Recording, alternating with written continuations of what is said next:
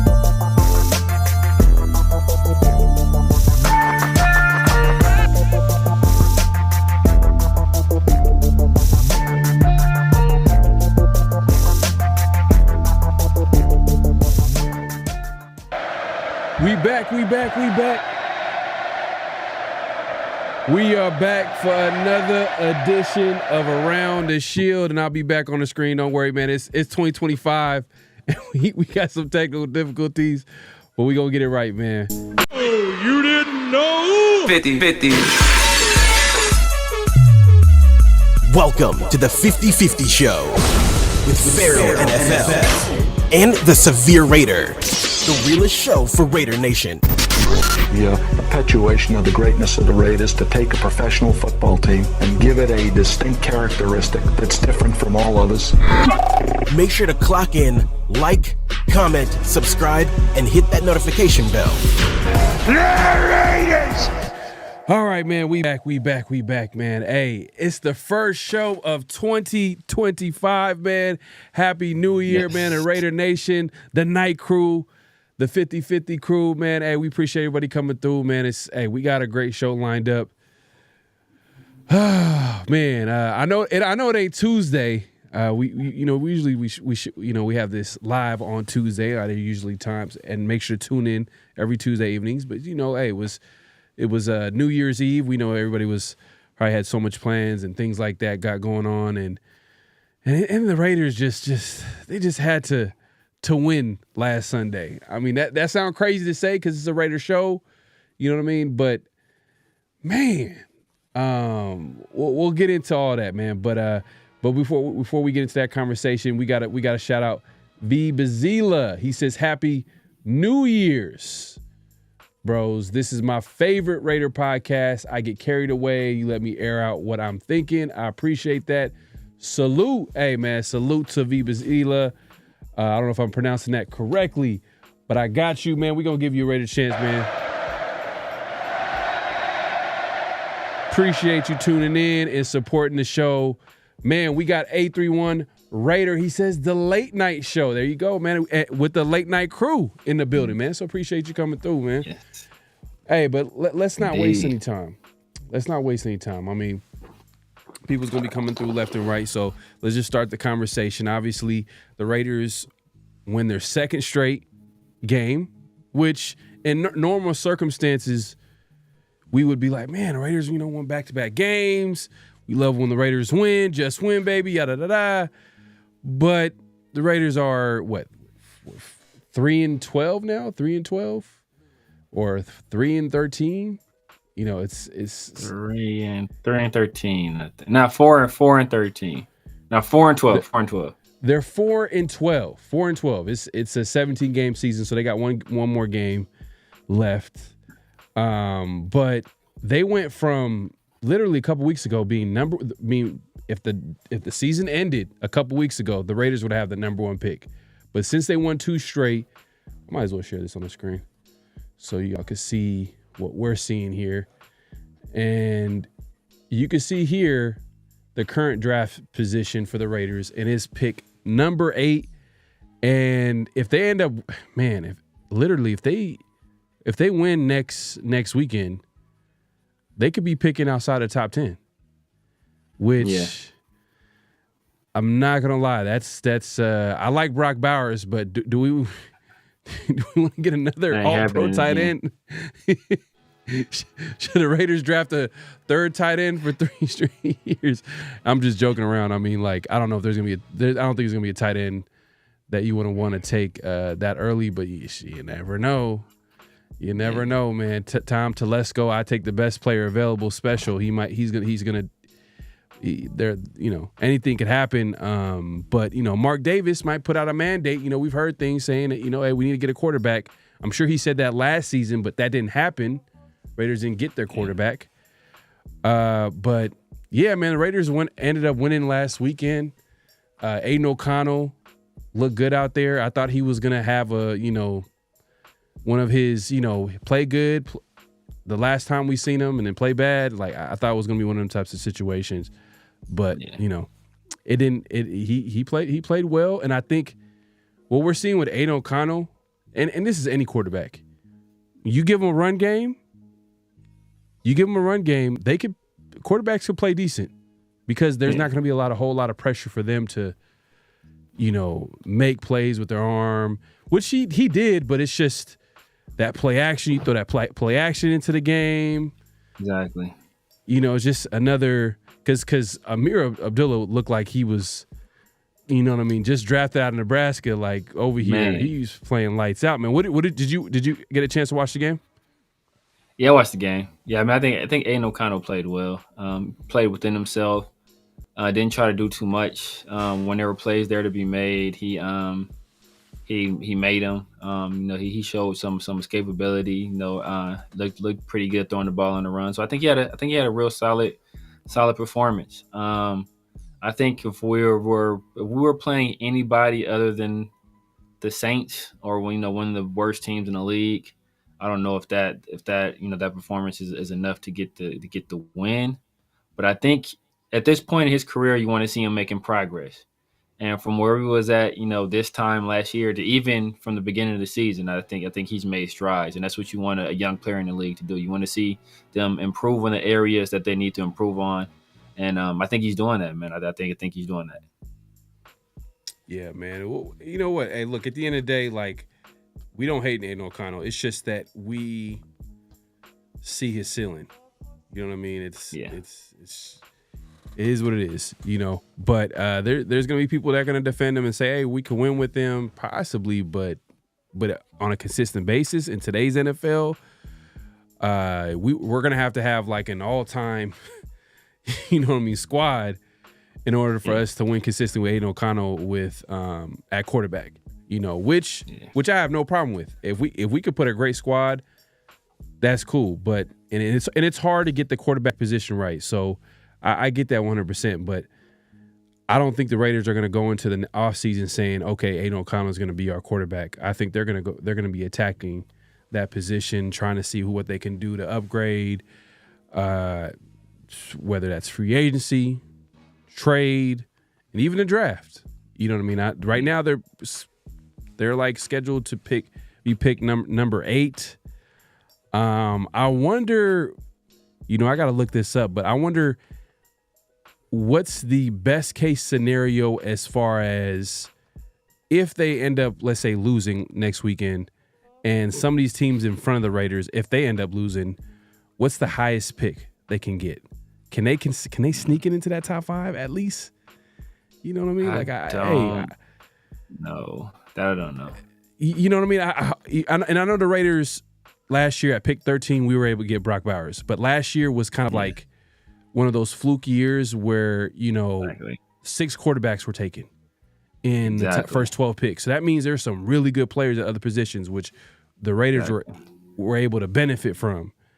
This year, outside of 2 quarterbacks, most likely it's going to be a lot of other players picked at different positions. And I'm like, man, like at the very least, let's guarantee us getting a blue chip player at a position possibly of need or something that can solidify one of our position groups, like, defensive tackle, linebacker, or pass rusher. Who knows? Whatever. We don't know how free agency is going to go. We don't know what the new, is AP coming back, new coaching staff coming in. Are they going to be bringing in players that we thought were going to be coming back because they played well under this regime? Sometimes it doesn't work out like that. But yeah, man, it's going to be some interesting questions come up during the offseason. You about to say something? No. It's just, yeah, man. That's the main thing is that, if we change regimes, all the young guys that you see playing well, all the guys that you like, everything could potentially change, offense and defense. So, we could be starting from, from the bottom, essentially starting completely over with a clean slate on every single player, like completely having to hit the reset button on all the progress these guys made. So guys like Isaiah Palomar or Trevon Merritt, even guys like Robert Spillane, like, all these guys, Caleb Von Chase, and like all these guys going to be completely new scheme, new everything next year potentially if we decide to go in a different direction. So that's why these coaching changes, that's why they're so detrimental, because you spend all this time, you draft these players, you acquire these free agents, they learn the system. You want to give these guys time to build and grow in the system. That's why the defense, right? We don't have Christian Wilkins. We don't have Max Crosby. We don't have Jacorian Bennett. Jack Jones really isn't playing that great. We lost Marcus Epps. Yet and still, the defense is playing pretty good football. And that's because a lot of these guys have been in the same system for a while, right? The core guys have been in the same system for several years. And so that's why the guys around them, even though they aren't as familiar, as long as those core guys are performing well, that kind of reverberates throughout the defense. But, we starting from scratch, then, like we lose some of that progress that we've made there. Yeah, and that's another thing too. Like I was really thinking about it. Like, if they go ahead and obviously replace AP and the coaching staff, a lot of the players that we felt like, hey, you know what? Like this player is playing well. They're, some of these guys are like on a 1-year deal, and now like they got to start over from scratch. Like if a new coaching staff comes in, they got to start off from scratch because they don't really know the players on the roster. They don't know who they should keep. You know what I mean? Maybe Tom Telesco could fill him in because he's going to be I don't think Tom Telesco is going to lose his job. I think Tom Telesco is most likely going to keep his GM spot. I think AP is where we're hearing all the noise, from the Ian Rappaports and the Albert Breers and all these NFL insiders talking about like AP and his chances of coming back are slim to none, even with the Raiders winning. At this point, they're going to look at other spots. I know you don't like this severe, but the Mike Vrabel, like that noise is getting louder and louder as the season approaches. The season end approaches. You know what I mean? They keep talking about that name, especially because the connection between him and Tom Brady. I mean, are you? Can you? Is there any way that could look good? Like, I don't know. I know you're not big on it, but is there any way possible? Like, man, you know what? Maybe if they can get the right OC and you're just not no matter what, that you feel like that's gonna be a bad hire. It's going to take the right OC, the right DC, the right quarterback, the right special teams coordinator, the right running back. It's going to take a lot. It's going to take a lot, man. Like I said, I mean, he took over a team that went 9-7 and went 9-7 2 straight years. So like he didn't really improve the team immediately. They kind of held serve, and then he had 2 good years. and then Arthur Smith leaves, and he has 2 very bad years, and he gets fired. So it's like he was there 6 years, and of those 6 years, he had 2 good years. So it's 33% of the time he's a good coach. The rest of the time he's average to bad. Like, is that what you want? Okay, that's what you want. Then go ahead and go for that. But like I said, I don't have a lot of confidence in Mike Vrabel. We'll see, man. It's a lot of rumors. There's so much that we can get into and talk about. But hey, at the end of the day, like, that's what we're hearing right now. But let me actually get to this comment right here, man. People are saying Mark Davis can't afford to pay the first round pick. That's why he's sliding. True. Nah, I don't think that's true, because ever since he's come to Vegas, look, we could talk how bad it's been on the field, but off the field, Mark has been winning. You know what I mean? He's winning big time. So money is not the issue in Vegas like it was in Oakland. So I don't think that has anything to do with it. I think it's just AP is I guess this is a perfect time to do this. I'm fighting for my life. Y'all killing me with this. I'm fighting for my. He's fighting for his life right now, man. He is doing everything it takes. He got vets, 10-year vets starting. You know what I mean? Like, like, let the young players play. Let the Dylan Lobbies play, but he's not letting that happen on his watch, because he is trying to win at all costs. So it's gonna be tough. I you know what? To be honest with you, I could probably the Raiders probably gonna win this next game if we're being honest. Like, the way it's set up. If the Chargers don't play their starters, there's a very good chance we can win this game. They're very good. Right. But to answer the guy's question, Mark Davis, I think the team went from being worth $700 million to being worth about $7 billion. Mm-hmm. So, like, Mark Davis ain't hurting for money. And then Mark Davis is just sold somewhere around 25% of the team. That's worth a couple $100 million cash money right there, liquid. So Mark's doing all right. Mark is doing A-okay in terms of money. Yeah. There's no worries about finances at all. No, facts, 100%. I agree 100%. And I'm not sure where that noise is coming from, but salute to my guy Richard in the building, man. My guy coming through. We got Super Omnicron too. He says, who's giving Todd Howard a look at QB? Maybe Will Howard, Ohio State, possibly. Do you know what it means? I think that's probably what he's talking about. Yeah, probably Will Howard from Ohio State. I mean, a lot of people like him. He's big, he's not really athletic, but big, strong arm kid from, a big school. I went from waves to dread. Says draft Genty second pick lineman. So you're saying Genty in the first round, and then second round lineman? Is that what you're trying to say? That? Yeah, man. I don't know, man. That's gonna be tough. You need to go back to waves. Go ahead, cut the waves. Cut the dreads. Go back to waves.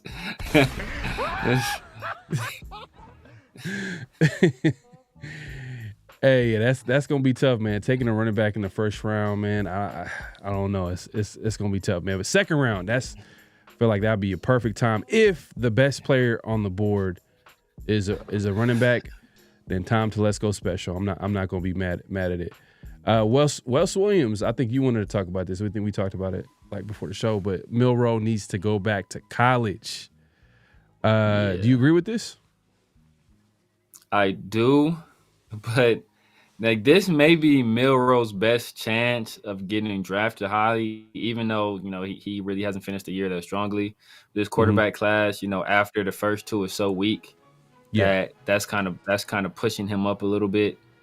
So, if he comes back next year, it's going to be a stronger class. You got Drew Aller, you got Arch Manning, got Dante Moore possibly.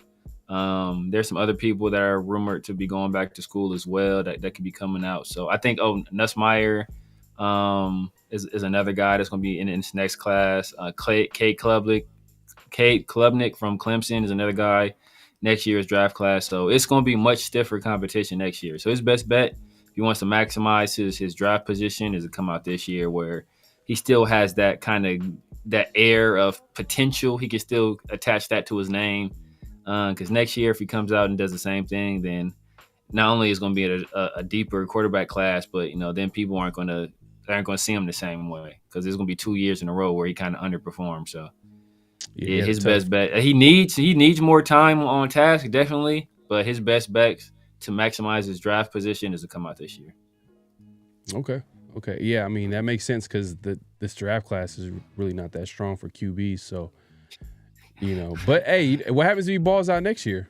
He could bet on himself and just really ball out, but it's going to be tough. He got some steep competition. Yeah, exactly. Definitely some steep competition. But we've seen some teams. I mean, now that it's happened and we've seen it, teams won't be afraid to draft quarterbacks in the first round. Like, I'm talking about multiple, like 6 quarterbacks in the 2023 draft. Hey, now that we've seen it, now it could possibly happen again if the value's there and the players are good enough. So if Milroe balls out and kills it next year, maybe there's a possibility, but that's going to be tough, though.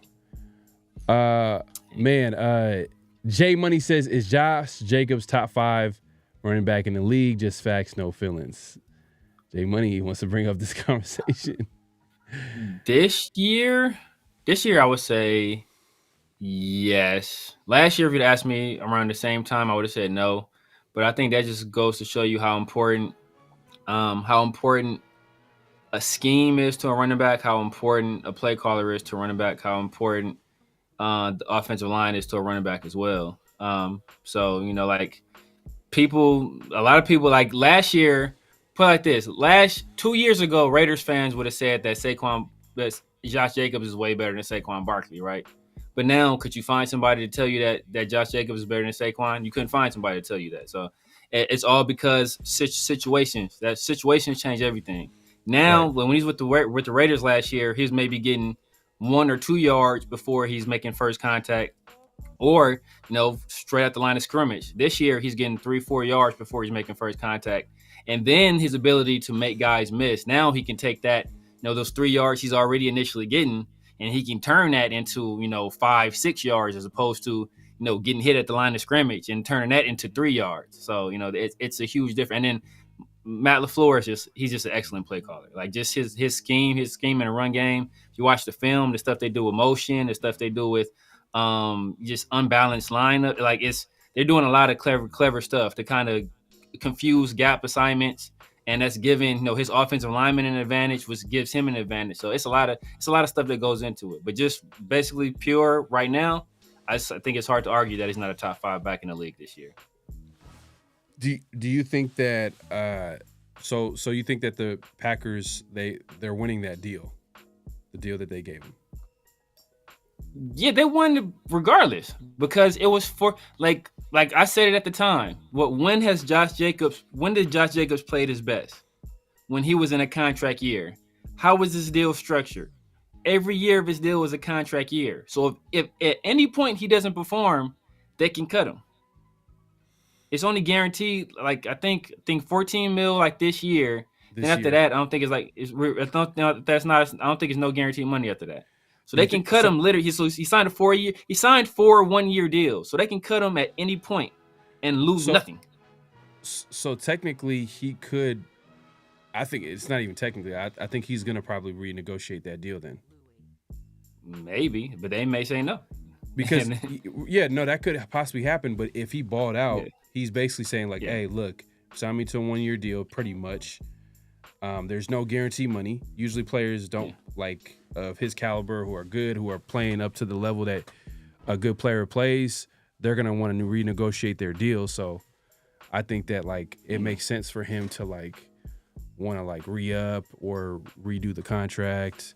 Or maybe find a better deal out there now that a team is seeing like, hey, this Josh Jacobs cat is pretty good, man. If we put him in our system, you know what I mean? I don't know, maybe the 49ers come in or the Dolphins, whoever, you know what I mean, needs a running back, they could easily hand him that contract, especially because teams didn't want to give him, probably a lot of teams didn't come knocking on his door because he was coming off an injury-riddled year. year. Let him tell it. Let him tell it. So, remember he said, "Oh, the New York Giants really wanted to sign me." And New York was like, "Yeah, no, we didn't. Like, no, we didn't say anything. We didn't want you at all." That's crazy. But no, he can't go anywhere. It's all team options. So he signed a 4-year deal with 4 team options. So he can't go anywhere. So if he comes after his first year and say, I want a new deal, I'm like, get the hell out of here, bro. What are you doing? Like, go sit down somewhere. Like, go sit. What's gonna do? Hold out? All right, fine. We just fine you everything. Like, what you gonna do? Like, we got team control over you for the next 3 years. So what you gonna do? Nothing. Yeah, bro. Yeah, that's something to keep on. I actually want to see how that shakes out because, like you said, we talked about how he had a good year. We'll see. We'll see if they give him a contract. But hey, man, shout out to the king of mods, man. He said he's out in the Bay Area.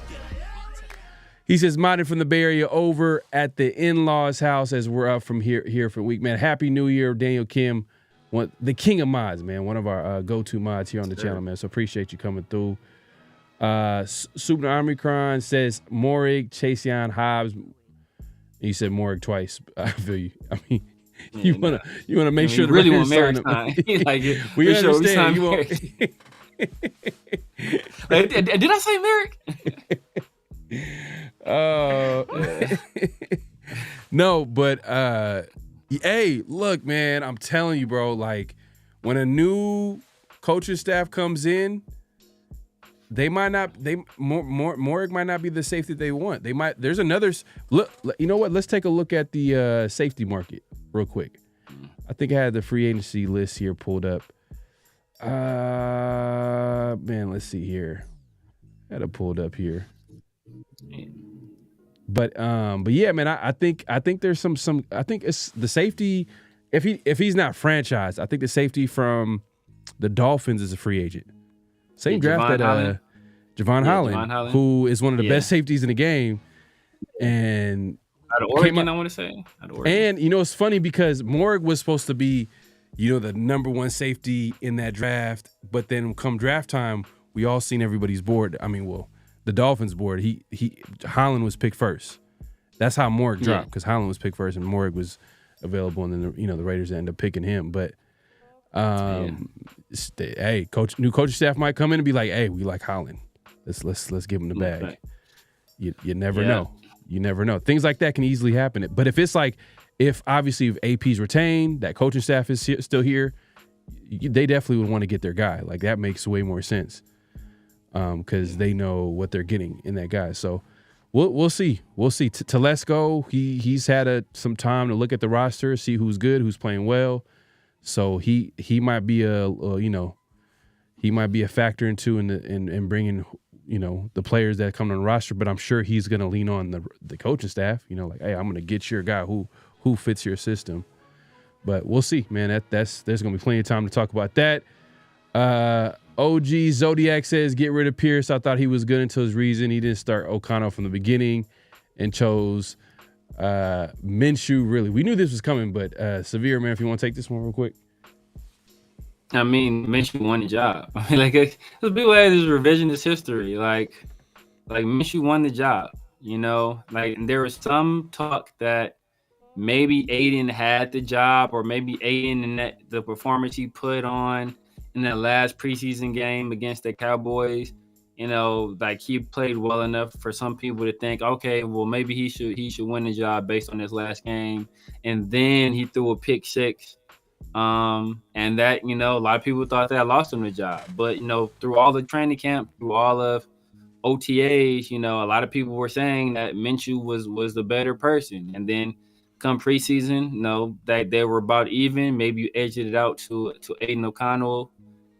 Based on some of the preseason performances. I think Gardner Minshew put up more points, but Aiden O'Connell completed more passes. I think he had more yards. So it just kind of depended on what you were looking for. But at the end of the day, Aiden O'Connell, he also turned the ball over more in preseason. So that kind of hurt the stock. And then how he was performing in the meeting rooms, right? Antonio Pierce said Gardner Minshew was clearly the better guy in the meeting rooms. He picked up the offense better. He was moving guys around in the offense, able to make audible calls and make all those changes. Like, he just did things better than Aiden. So Aiden didn't win the job. We look at Aiden has won 2. Gardner Minshew won 2 games this year, early in the season. Aiden O'Connell has won 2 games this year, late in the season. Look at the level of competition that Gardner Minshew beat.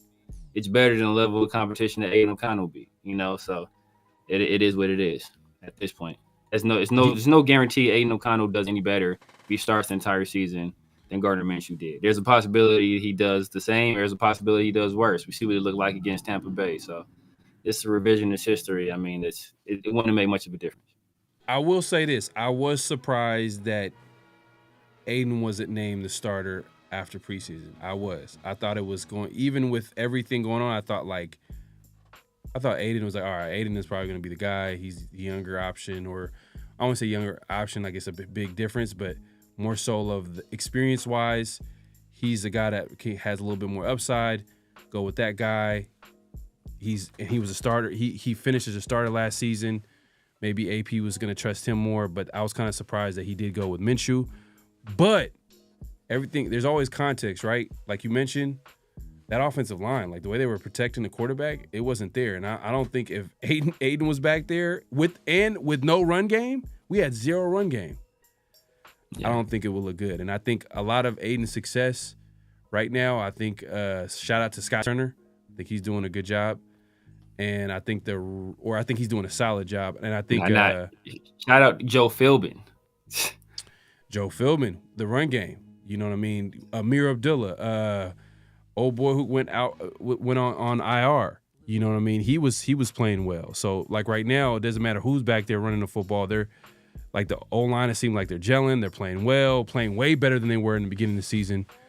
And the rest is history. But I think it's everything. You can't just say everything was equal at each time that the players are played. Like Minshew, I'm not a big Minshew guy. I'm not gonna lie. Hopefully the Raiders cut him.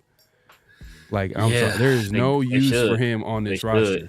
They need to cut him immediately. Aiden O'Connell, he can stay. He can stay. I feel like he's on a cheap deal, younger, deal. cheaper. Yeah, definitely keep Aiden O'Connell. But do I want him to go into next year as a starter? No. It's simple. Simple as that. This is a good question. 831 Raider says, do you think Champ deserves any credit for last year's draft picks? Last year, as in like the Brock Bowers, all that kind of draft. I mean, of course. I mean, like, it was still, like GMs oversee the draft, right? They help put together, but like it's like in any job you're at, right? Like if you work at a grocery store, right? Is it the general manager that's stocking the shelves? And no, but they're the person that facilitates it. It's a top-down leadership. So they have some people that report to them, and those people that report to them have people that report to them. But at the end of the day, they're accountable. So of course, it's the other people that are doing the work. It's the area scouts that's writing up the scouting reports, that's giving it to the directors of the personnel, and that goes to the assistant GM, and the assistant GM goes to the GM, and then they put the board together like that. So all these people are involved in it. But at the end of the day, he's the general manager. So his name is, he got the title, so he gets the credit. Right. Yeah, I think it's so easy just to give like the guy that's running everything the credit. Like especially, it's almost like when the team wins, everybody kind of gives the quarterback credit and the head coach, and when they lose, they all blame the quarterback. But in reality, it takes way more than that. And I think that Champ, you got to give Champ, especially with some of the pickups too. I think that's Champ. I feel like that's Champ. Like the Chaseons, it's hard to say, you know what I mean? But I'm trying to give him a little bit more. I'm trying to find it because if we go back to last year picking up Jack Jones, I think Champ was a part of that. I think AP was a big part of that. It was a huge part just because the relationship there. But I'm sure Champ coming together with AP and making that happen. I mean, and you know what? Hopefully we can get Chase Young on here, and we would ask him like, who at the end of the day, who brought you in? Because that's actually a good question to ask some of these players. Is like when you come play for a team, like what brought you to the team? Was it your agent? Who was your like? Do we bring in? You know what I mean? That'll be a good conversation to have because like it would give us a little bit insight of like that whole process on a player joining the team. Because from the outside looking in, we think like, oh, like you said, like it's easy to say, oh, Telesco was the reason or AP was the reason. But then like there's the other. I mean, Champ Kelly, he's doing a lot of the dirty work too. Being honest, like hey, look, where Telesco can't do, Champ Kelly's gonna be there to like, hey, look, we should definitely take a look at this guy. We should definitely come and sign him. So I think that's a very good question to ask. And shout out to I'm thinking about in a conversation we had last week with Chris. Yeah. You know, that's one of those interviews because I know he's gonna line up that interview. I have a feeling he's gonna line. Shout out to Chris if you watching, man. I know you're gonna Chris is killing the interview game right now, man. He killing the interview game. He's been killing it for a minute. You know, Hugh Jackson, Bruce Bradkowski. So he's doing his thing. Yeah, he's definitely gonna get that. I just have a feeling.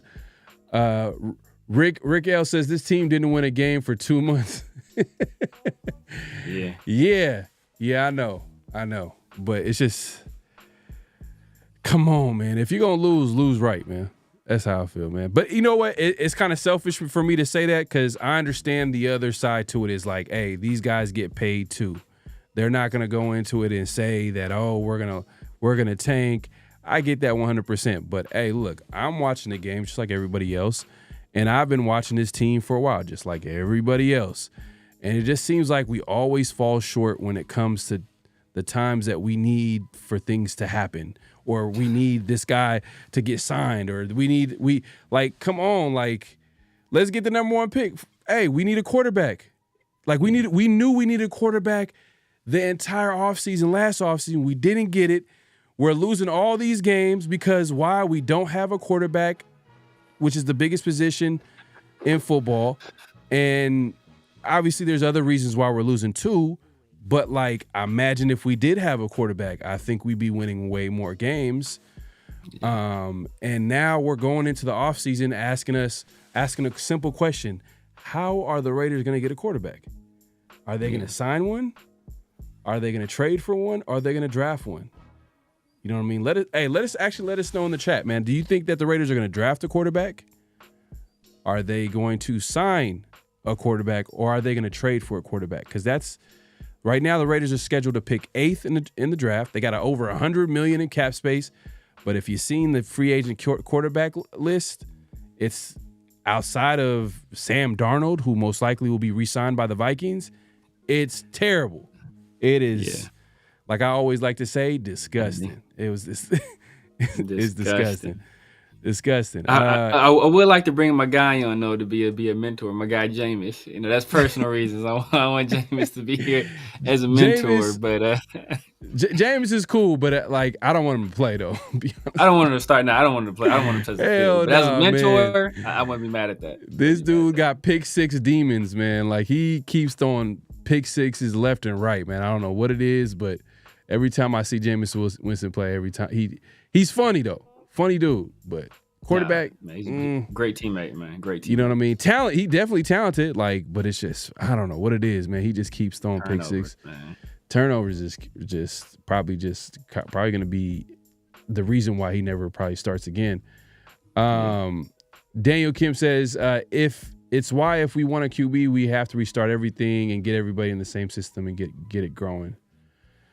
It's probably someone in the chat you're probably talking to, that might have been early on. Hey, I'm trying to catch up to the chat. Hey, make sure to clock in. Night crew in the building, man. Make sure to clock in. Hit that like button, hit that subscribe button, hit that notification bell. We are going live on both our channels. The Severe Raider, as you see it on the screen. Obviously, myself, PharoahNFL. If you haven't subscribed, make sure to do that. Make sure to hit the like button, man. Hit that like button, man. We appreciate the support. We like doing this, man. We like talking football. You know, everybody on here likes talking football, talking about the Raiders, and we got fans from other teams too as well, man. So we appreciate y'all, but you know, hey, just keep it respectful. Just keep it respectful. I know the Raiders right now they're having a tough season. Just give us a break, you know. We gonna be back hopefully soon. This is a good question right here. Has Vrabel developed a rookie QB? Oh. Hell no. He has not. I think he was part of bringing in the quarterback who is now the backup QB for the Green Bay Packers. Is it I'm forgetting his name. They traded for him before the season started. I think he was there. Oh, Malik Willis? Malik Willis, was he there? I think Vrabel was there when Malik Willis was drafted.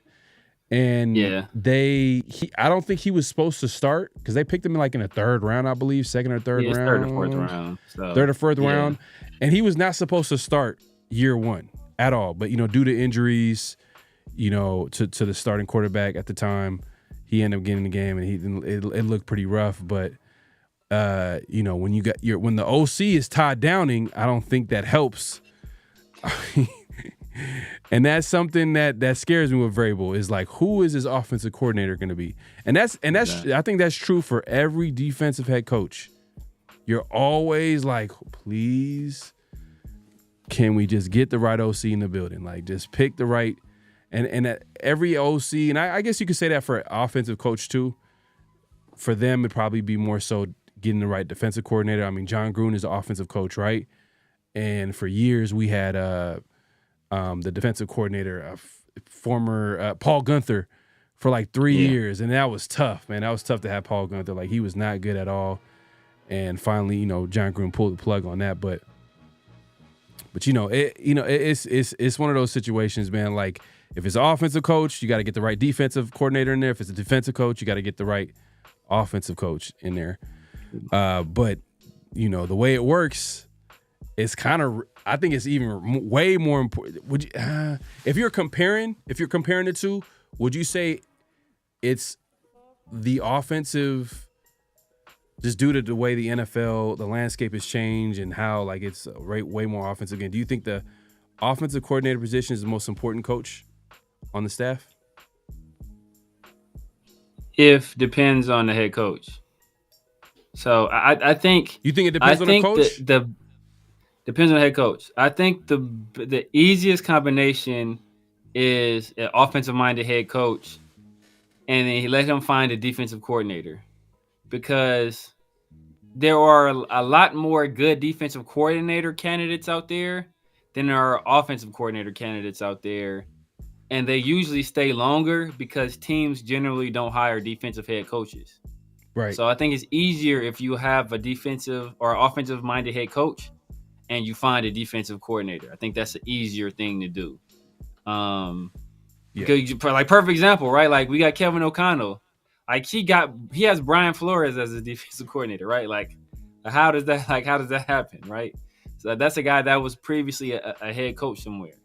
It's and there's a lot more good defensive. Robert Saleh is working with, working with who was he just working with? Who was he just working with?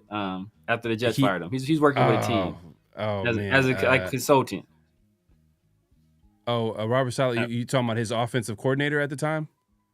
No. I said Robert Saleh is working with a team right now. Who do you go? Is he with the? Did someone hire him as a consultant? I didn't see that. I think somebody hired him as a consultant, but he's back working in the league. He's back working. Who is he? He's working with somebody. He's working with somebody right now. He's already back in the league, right? So but he probably won't get another head coaching look for a little while. I think the chat is saying the Packers. So the Packers, he's working with the Packers. So wow. Generally defensive coaches don't get looks like that. So you can find a quality defensive coordinator. The perfect example, right? Detroit has had a very good defense, but you don't hear people talking about their defensive coordinator. That guy, he needs a job. All you hear about is Ben Johnson. Somebody got to hire Ben Johnson. Severe, you just answered a question, but you answered it differently. You're kind of laying out reasons why, in my opinion, not to cut you off, but why having the offensive coach is way more important, because it's easier to find quality defensive coordinators because it's hard for them to get head coaching looks than finding offensive coaches, because like a lot of the top offensive coaches are what? They're head coaches, right? And on top of that, we're forgetting one thing that's really important, the most important position in football, the quarterback. Yeah. So now that I think about it, that's why it depends. That's why it depends on what the head coach is. Because if I'm saying, that's my point, is like if your head coach is an offensive guy, which most of the head coaches in the league are, then like the offensive coordinator is not as important if your head coach is an offensive guy. It's like they're generally like a glorified quarterbacks coach, right? They don't really call the plays. They help put together the game plan and they coach the quarterbacks. Usually, that's what old boy's son was doing when he worked under Josh McDaniels. He was basically a quarterback coach, helped put together the game plan. And that's why we were able to hire Patrick Graham, who was the most important coordinator, because we already had an offensive-minded head coach. But if you have a defensive-minded head coach, then the most important coordinator is the offensive coordinator. I hear what you're saying, and I literally was saying that, like, hey, if you're a defensive coach, you need a really good OC, and I agree with that. But then when I start comparing the two, it makes me think that the offensive coach is way more important, just because of it being it's like it's the quarterback. It's the quarterback position. That's what's making me lean toward the offensive coaches, because the quarterback position, especially if you have a young QB, you cannot afford to have a bad OC. Like, you cannot afford that. And even if you didn't have a young QB, you need to score points in today's NFL. Like, you cannot, like, think about it, bro. Like, it's you made and number one point that I agree with you, especially when you said that it's easy to find more quality defensive coaches, because look at Patrick Graham, for example. Some may argue that he should be a head coach. He was getting interviews the past couple of off seasons. He got interviews before the Raiders hired him the first time around when he got hired with for the Vikings for the Vikings job with McDaniels, and obviously it went to Kevin O'Connell. But hey, that turned out to be a smart move. Yeah, Kevin O'Connell, man, like, I ain't gonna lie. Offensive coach. You see what I'm saying? Like, boom. But so are you saying? But I thought you were just talking about offensive coordinator versus defensive coordinator. Or are you just talking about offensive coaches in general versus defensive coaches? Because that's completely different. No. I said offensive coordinator. Offensive coordinator. Yeah, because I'm saying because it just depends on who the head coach is. Because like who's Kevin O'Connell's offensive coordinator right now? Oh, okay. If you're saying it like that, I get what you're saying. I did say offensive coach, but I see what you're saying. Yeah. I get that because then Kevin O'Connell would be, but then it's kind of given that, like, if it's a situation where it's a Kevin O'Connell head coach or a John Gruden head coach or exactly Sean McVay head coach, we know who the offense coordinator is. It's not exactly. It's not whoever at OC. It's gonna be Sean McVay. It's gonna be Andy Reid. We know who's running the show. So that's what I'm saying. Like, I think the offensive coach is probably the most important coach on the staff. Whether it's a head coach or offensive coordinator. I just think that quarterback position is so important. Offense, you got to score points, man. Like, golly, like there's no way around it. It's back in the day, like back in the day, like when I say back in the day, I'm saying, like, man, as 2000, Baltimore Ravens winning 10-6 games 10-6. Exactly. Like, you know what I mean? Trent Dilfer at quarterback. In today's NFL, I don't think that happens. I don't think that happens. Victor says Jim Harbaugh doesn't need an OC or DC. I think he's saying OC or DC, but you have confidence AP, but not Vrabel. What are you talking about? Jim Harbaugh, one of the best things about Jim is the fact that he could put a staff together. I think the OC, he's a respectable offensive coordinator. You know what I mean? He was able to, like, help Lamar Jackson develop. I'm trying to think of his name, but the defensive coordinator, Minshew, like, I know you're big on him. He's a rising star. He's a rising star. He's gonna get a job within 2 years. That was a coach that he grabbed from his staff in Michigan, I believe, right? Yeah, it was a DC at Michigan. boom. You know what I mean? So it's not like Jim Harbaugh doesn't have coaches under him. Like Jim Harbaugh, I think his best strengths is the fact that he can put a good staff together. And if you even think about his staff with San Francisco, I know they had a whole bunch of talent everywhere, but like Vic Fangio, does that ring a bell? Defensive coordinator for the, you know what I mean? Like where he's highly respected and yada, yada, yada. He's currently the defensive coordinator for the Eagles, I believe. I think he went from the Dolphins to the Eagles, but I think so. Fangio is always, he's one of the most respected defensive minds in football, but he's been around the game for a while, but he was the defensive coordinator for Jim Harbaugh back. So, and this is Jim Harbaugh putting the staff together. So yeah, I believe that Jim Harbaugh does know how to put a staff together, but AP, on the other hand, you're trying to say that you have confidence AP. What I'm saying, when we talk about AP, we're like, hey, we got to give him a chance more than 1 year. How do you develop something in 1 year? How do you develop a roster with no quarterback? And that's all I'm saying. Can you nitpick AP's weaknesses? Yes, you can. Anybody can, especially when you're losing. Anybody can nitpick anybody. But at the end of the day, like, how can you develop something in 1 year with no quarterback, with injuries left and right? Exactly. I get, and a lot of the argument is like, do we want to continue to risk more time and figure out if AP's the guy, and we can go after Vrabel, who has more experience, or another head coach, you know what I mean, a top. But then the thing is, though, we're gonna keep the inconsistency is why the Raiders haven't been good for all these years. That's all I'm saying. But put it like this: Vrabel ain't going nowhere. Vrabel ain't going nowhere. You can wait another year. Vrabel gonna be there. Ain't nobody knocking down Mike Vrabel door. Ain't nobody. You won't hear Mike Vrabel's name circulating around any job but ours. Where is he gonna go? He ain't no hot commodity right now. He is cold as ice for a reason. Like I said before, he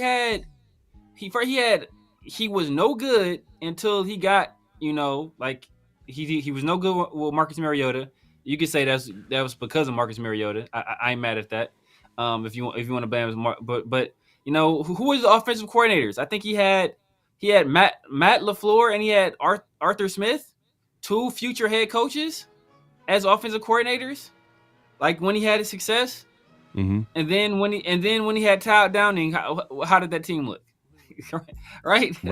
So it's like, can we attribute that success to Mike Vrabel? He had two good years out of the 6, and then as soon as those coordinators leave, they completely fall off a cliff. Like we've said that before. So I mean, and he was doing this with AJ Brown and with Derrick Henry, 2 of the best at their position. Yeah. Hey, man. I agree, man. I just people just like to, when the Raiders are not winning, and it's just easy for people to point the finger and stuff like that. But I think we got a lot of PTSD, man. We've seen so much bad stuff. Like, we can't trust for things to play out. We just want to pull the plugs like as soon as something doesn't go right. But in reality, like, if you're being honest, going into the season, were you gonna bet an arm and a leg that the Raiders are gonna win more than 10 games or 10 games at least with the quarterback situation the way it was? No, you're not. Hell no. Hell no. You're not. You're not. So how are you gonna hold that against AP? That's the argument. That's the argument. Don't you want to give this man a quarterback back there? And people who are trying to argue that Minshew and AOC are good enough, no. These are not even guys that he had a say in drafting. Like, he didn't have no say in drafting. Like, if anything, you heard him talk about Jaden Daniels and how he would want him to come to the Raiders. And Jaden Daniels tried everything in his power to try to come to Raiders, it seemed like. But obviously, the Commanders were like, nah, we drafting you. Exactly. We ain't gonna let that happen. And but we see why. Exactly, man. Man, shout out to Protect the Shield podcast, and he in the chat, man. Make sure to subscribe to my guy, man. Appreciate you coming through. Daniel Kim wants to remind y'all, man, make sure to clock in, hit that like button, and subscribe to our guys. Yeah, appreciate you, my guy. I believe Long Live 824 says, I believe Telesco will cook again in the draft. no need to reach for a QB. Yeah, I agree. I don't think we should reach. I don't think we should trade up, to be honest with you. Hear me out. Hear me out when I say this. It's just not this class. Like you said, not this class.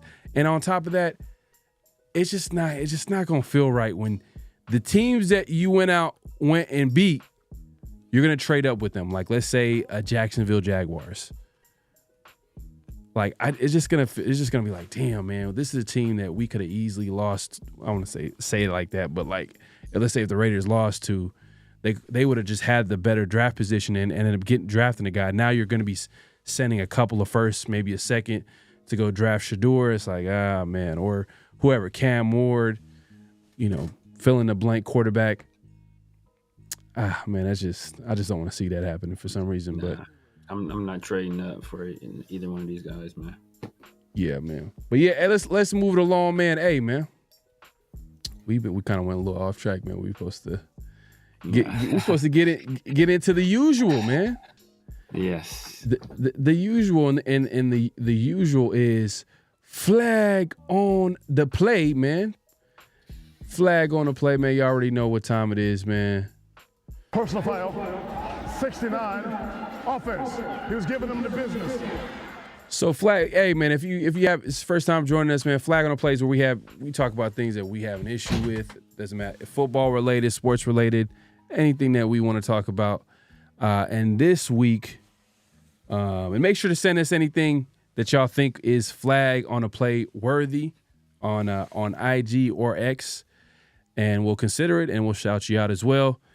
That being said, this first flag on the play is from a Cowboys player.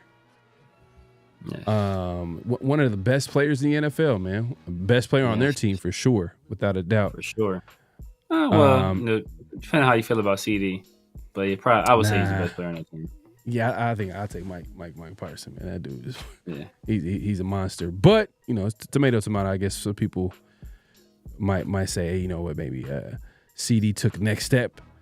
But that being said, Micah Parsons had a little conversation with the media after the game, and he was trying to explain to them how the game played out. And I'm just gonna go ahead and play this clip, and then we'll talk about it. Here we go.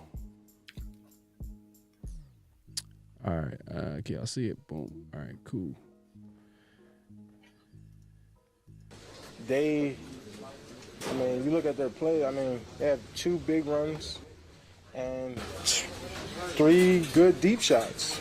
Other than that, we made them earn it, and you take away we really take away the scoreboard. It was about 5 plays that decided this game. And you hate to say that because it's a lot of football, but the 2 deep shots to Devontae Smith and the one to A.J. Brown, and then also Devontae on that slant. For the most part, we're making them earn it. 3 yards, 2 yards, 4th and 1s, which is good football for when you're playing a team like the Eagles. But the other side is that when you play in those big teams, we understand big plays is going to happen. You understand, all right, A.J. Brown, Devontae Smith, some of the best guys in the league, they're going to make a big play. But you got to limit that big play margin from maybe you look at their play, they have 2 big runs. This is definitely flag on a play, man. This is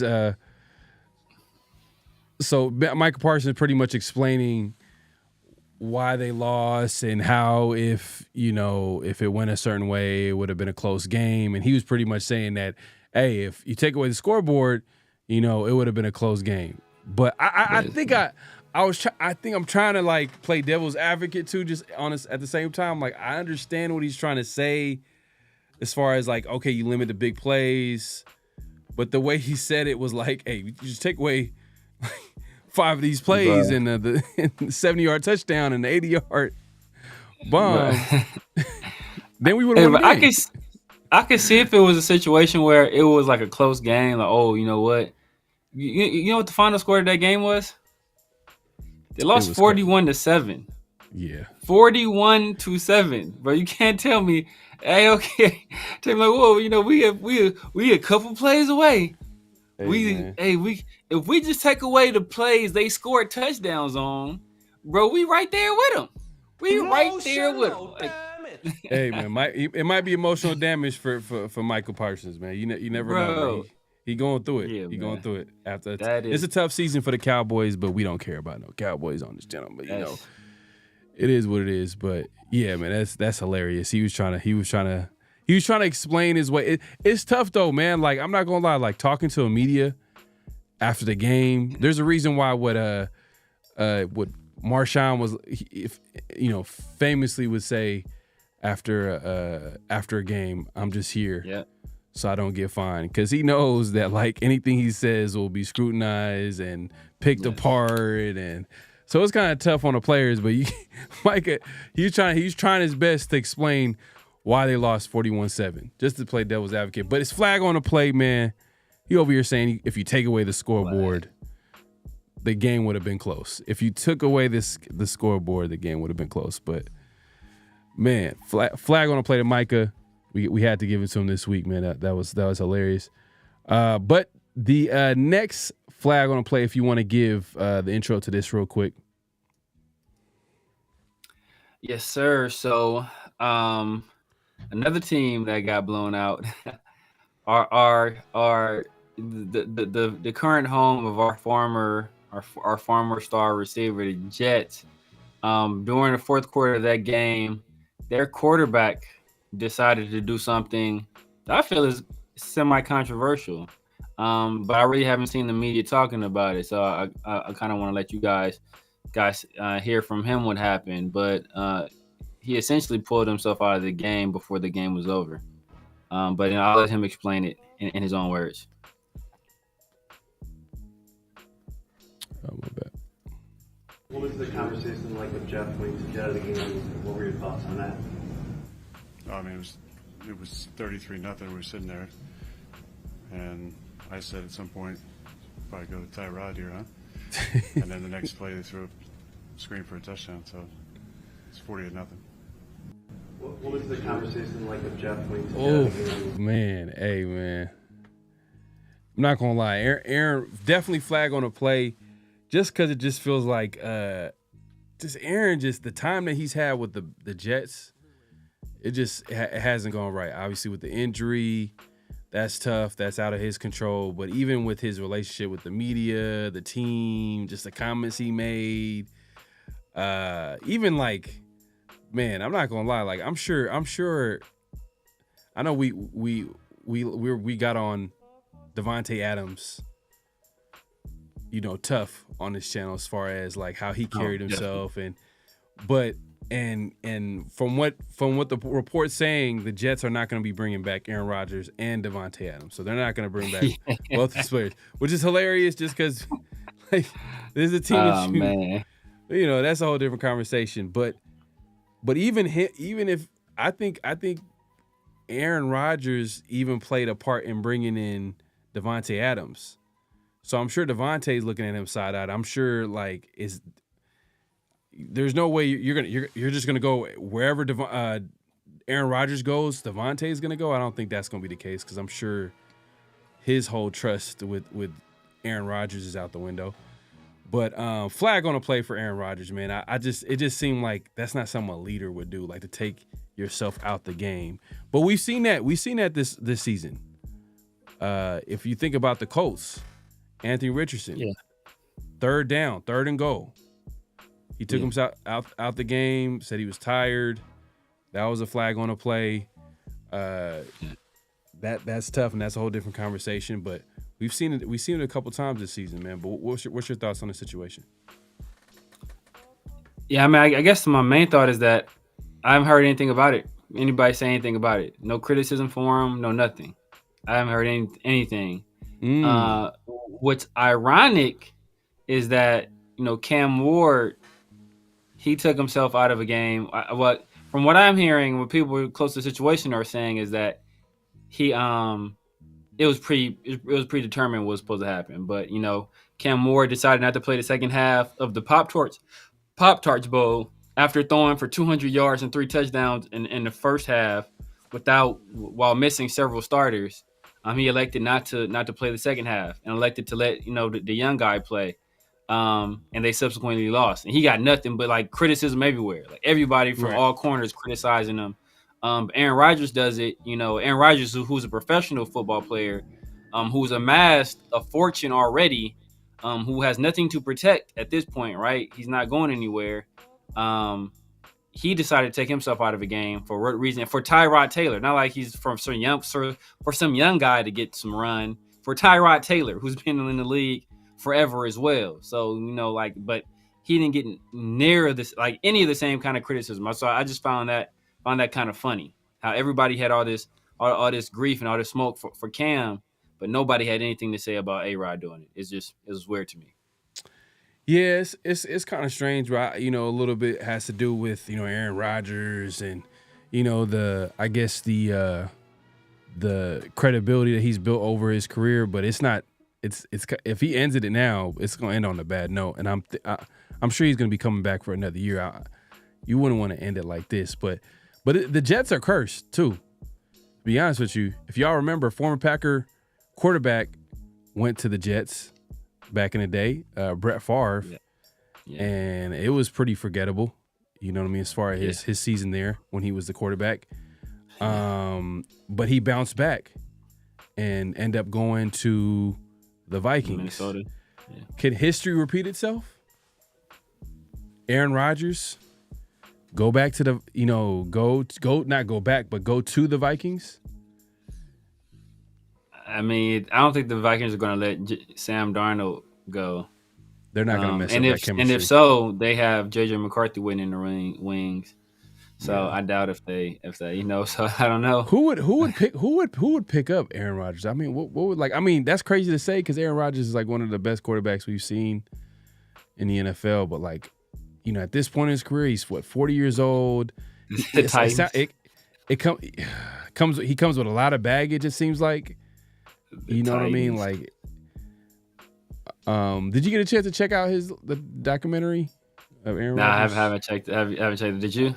Yeah, I've seen a little bit. It's a series. It's like a series. It's not like an hour and a half. It's like, golly, like he had a few episodes. I'm like, God, all right, I'll finish it out. But yeah, it's gonna be interesting to see where he goes. To be honest with you, I mean, if damn people in the chat, man, it's crazy. Yeah, man, we appreciate everybody coming through. We're trying to catch up in the chat. Ayo, we'll address this comment in a second, but he was wild in the chat. He says, I'm for progression, not regression, and AP has not progressed since he took over. Okay, that's fair. That's fair. But okay, 1 year? 1 year though? 1 year? Yeah, and you knew that he was a you're betting on his potential. Yeah. Meaning that there's gonna be growing pains. Like people don't invest into someone saying that, okay, there's a lot of potential here, there's a lot of room for growth, and then give up in 1 year. They're gonna let it play out before they pull the plug. You know what I mean? Like you got quarterbacks get drafted, they on rookie deals, they let the contract play out. I mean, outside of Jamarcus Russell, but that's a whole other conversation.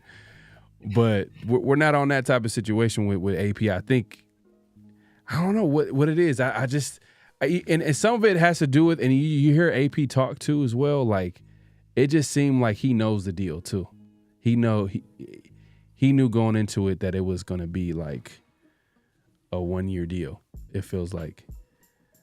Just because, why are people asking questions? Or unless he's hearing things behind closed doors too. That's a whole different scenario too. But it's a tough situation for him. 1 year, you're just gonna let him go. But I mean, it is what it is. We're Raider fans, so I guess we're used to it. So it doesn't hit home as much. Like just because we've seen coaches get fired in 1 year. We've seen just people get traded and left and cut. Whatever the case may be, but yeah, it is what it is. I mean, you look at Mike Vrabel, what did he do over the last 2 years of his career? Was he making progress or did he regress to one of the worst coaches in the league? So much so that there are rumors about how bad he was organizationally, and that people in the front office didn't like dealing with them because he was such a hot-headed guy and so like ill-tempered. So it's Yeah. like, is that progress or is that regression? So, but Yeah. I bet this person that wants us to get higher Mike Vrabel, I bet they want to bet on Aiden O'Connell's potential, right? I bet they want to bet on Aiden O'Connell, the 2-game winner, Aiden O'Connell. I bet they think we should give him another year, but we shouldn't give Antonio Pierce another year. It's interesting. Yeah, it's a little bit of dose set, but you know what? And you know what? It all starts with Mark Davis, and I don't know why, like, his memory still sticks with me when it came to the AP hiring and Telesco hiring. The way Mark handled that presser, it was completely different from how he handled previous pressers, like with John Gruden, his boy, someone that he highly reveres and respects. You know, he pulled the whole whatever, you know what I mean, to he be there. He was smiling, cheesing, he was up front. Obviously when McDaniels got hired with Ziegler, he was up front talking about, oh man, the Patriots, they won all these championships. He was smiling in front.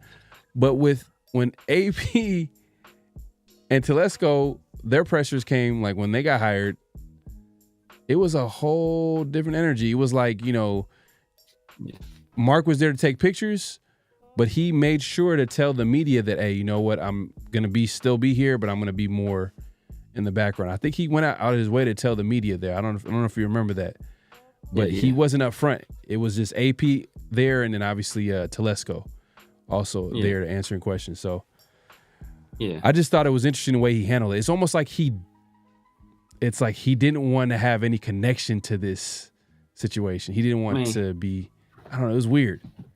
I mean, I think it's a double-edged sword. On one hand, Antonio Pierce and Tom Telesco aren't like the quote-unquote sexy names that a John Gruden was at that time, or that a Josh McDaniels was at that time. Like, those are name hirings that, you know, that so when you hire those kind of guys that have that kind of name, that kind of reputation in the league at that time, you know, it comes with a little bit more pageantry involved. I think, you know, you deciding to retain your interim head coach and then bring on just fired GM from a division rival. It doesn't, you know, that press conference don't hit quite the same. You feel me? It's not the same level of excitement that's going to be garnered. Then also think that, you know, it's something that we talk about, and it's something he continued to talk about. I think he kind of wants to not be in the spotlight when it comes to football decisions. I think he kind of wants to step back. Hey, you know what? These guys are the guys in charge. I'm here if y'all need anything, but these are the leaders of my team. This is a leader on the you know, on the on-field side of things, and it's the leader in the front office side of things. I think he kind of wants to step back. So I think from now on, I think a lot of this stuff you might not even see Mark a lot. I think a lot of this stuff, especially in the offseason, we'll probably see a lot more Tom Brady and being involved with this stuff. Yeah, man. We'll see how it shakes out, man. Appreciate everybody coming through. I'm trying to catch up in the chat here. Trap Guy says, compare how they play in the game. I'm surprised considering why AOC didn't clearly win that job. Yeah, I think we got into that earlier. I'm trying to catch up to it, but a lot of it had to do with, you know, just what the Raiders felt was the best decision at that time. Just to wrap it all up when it comes to why AOC didn't start earlier in the season is because O-line wasn't playing well. We didn't have a run game. And people have revisionist history. Yeah. So people forget that through the first 4 or 5 weeks of the season, and Gardner Minshew was leading the league, and Daniel Kim knows what's up. Daniel Kim knows what's up. But through the first 4 or 5 weeks of the year, Gardner Minshew was leading the league in completions and yards, and I think in completion percentage. So, he was, we weren't winning, but we couldn't put the blame totally on him. A lot of it was, and we talked about it at the time, was we couldn't get the run game going. We couldn't get the run game going so badly. We were openly advocating like, yo, why do we keep trying to run the ball? Just let Gardner Minshew throw it. Like, we were a much better offense. We looked much better when Gardner Minshew was throwing the football. That was a legit conversation for the first 5-6 weeks of the season. Like, we were legit, like, maybe people seem to be like, maybe, Will Smith, Agent J came and they, erased their memory, but that was a legit conversation for the first quarter of the season when Gardner Minshew was leading the league in passing. And then he started, then toward that second quarter of the season, it was all bad from there. And it was nothing but bad from that point on. But in the beginning of the year, he played well. Now, Aiden O'Connell has the benefit of the running game, has the benefit of a much more healthy offensive line. So, it's a lot more protection. And we see the progression of Brock Bowers. And now he's playing well. He's playing well. I would say his 2 wins have come against lesser competition. But now there's recency bias. Like, why didn't we just start him from the beginning? Well, did y'all forget that Tampa Bay game? That was just 4 weeks ago? How horribly he played in that game? Y'all forgot that because he beat 2 bad teams. Now he's the guy that should have started all year. Like, it don't make no sense. And also we're forgetting too that at the time the offensive coordinator did not really value the mobility at the quarterback position. He said it. He said it in the offseason how much he valued it. Obviously his time with the Bears with Justin Fields, Minshew. He's not the fastest guy, but he moves around. Like, he definitely moves around more than AOC. So I'm sure if it was close, if it was a close battle, if it was a close situation at quarterback, which it was, it came down to the point where we were trying to figure out who was going to be the starter. We all kind of, majority of everybody was like, it's most likely it's going to be AOC. But it was probably more of a preference thing with the OC at the time. So we're forgetting that too as well. But, it is what it is. That's to me, it's not even a huge deal. I don't even think it's a big deal. I know a lot of people, we should have had AOC started. I'm like, man, this. If we might have 5 wins instead of 4, or we might have 3 wins instead of 4. Like, you feel? Like, is Aiden O'Connell beating the Ravens? He's not beating the Ravens. Come on now. Good point. Rick L says, I guess it's a good time to talk about this, man, because I put it in the title, and it's because there are reports about this. I want to say reports. Reports is a strong word. There are people speculating. Rick L says, I would trade our first-round pick for J.J. McCarthy. Sheesh. Man. So, look, Raiders situation, like we said earlier, man, they're picking 8th in the NFL draft currently. And possibly even late in the draft, they continue to win. I still got to look it up and see what the best case scenario would be if the Raiders were to, let's say, lose next weekend and certain teams in front of them were to lose as well. Is there a possible chance they can get into that top 5 or a higher draft position? We'll see.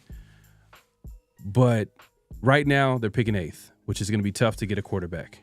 Even tough to even trade up because there's going to be there's so many teams that are picking that would pick a quarterback ahead of them. Kind of like the situation they were in. You know what I mean? In last year's draft. But that being said, free agency, there's not really a lot of free agent quarterbacks. Sam Darnold is most likely going to go to the Vikings. He's going to get re-signed. He's the top quarterback. But even Sam Darnold, do we want to sign Sam Darnold to a big-time contract?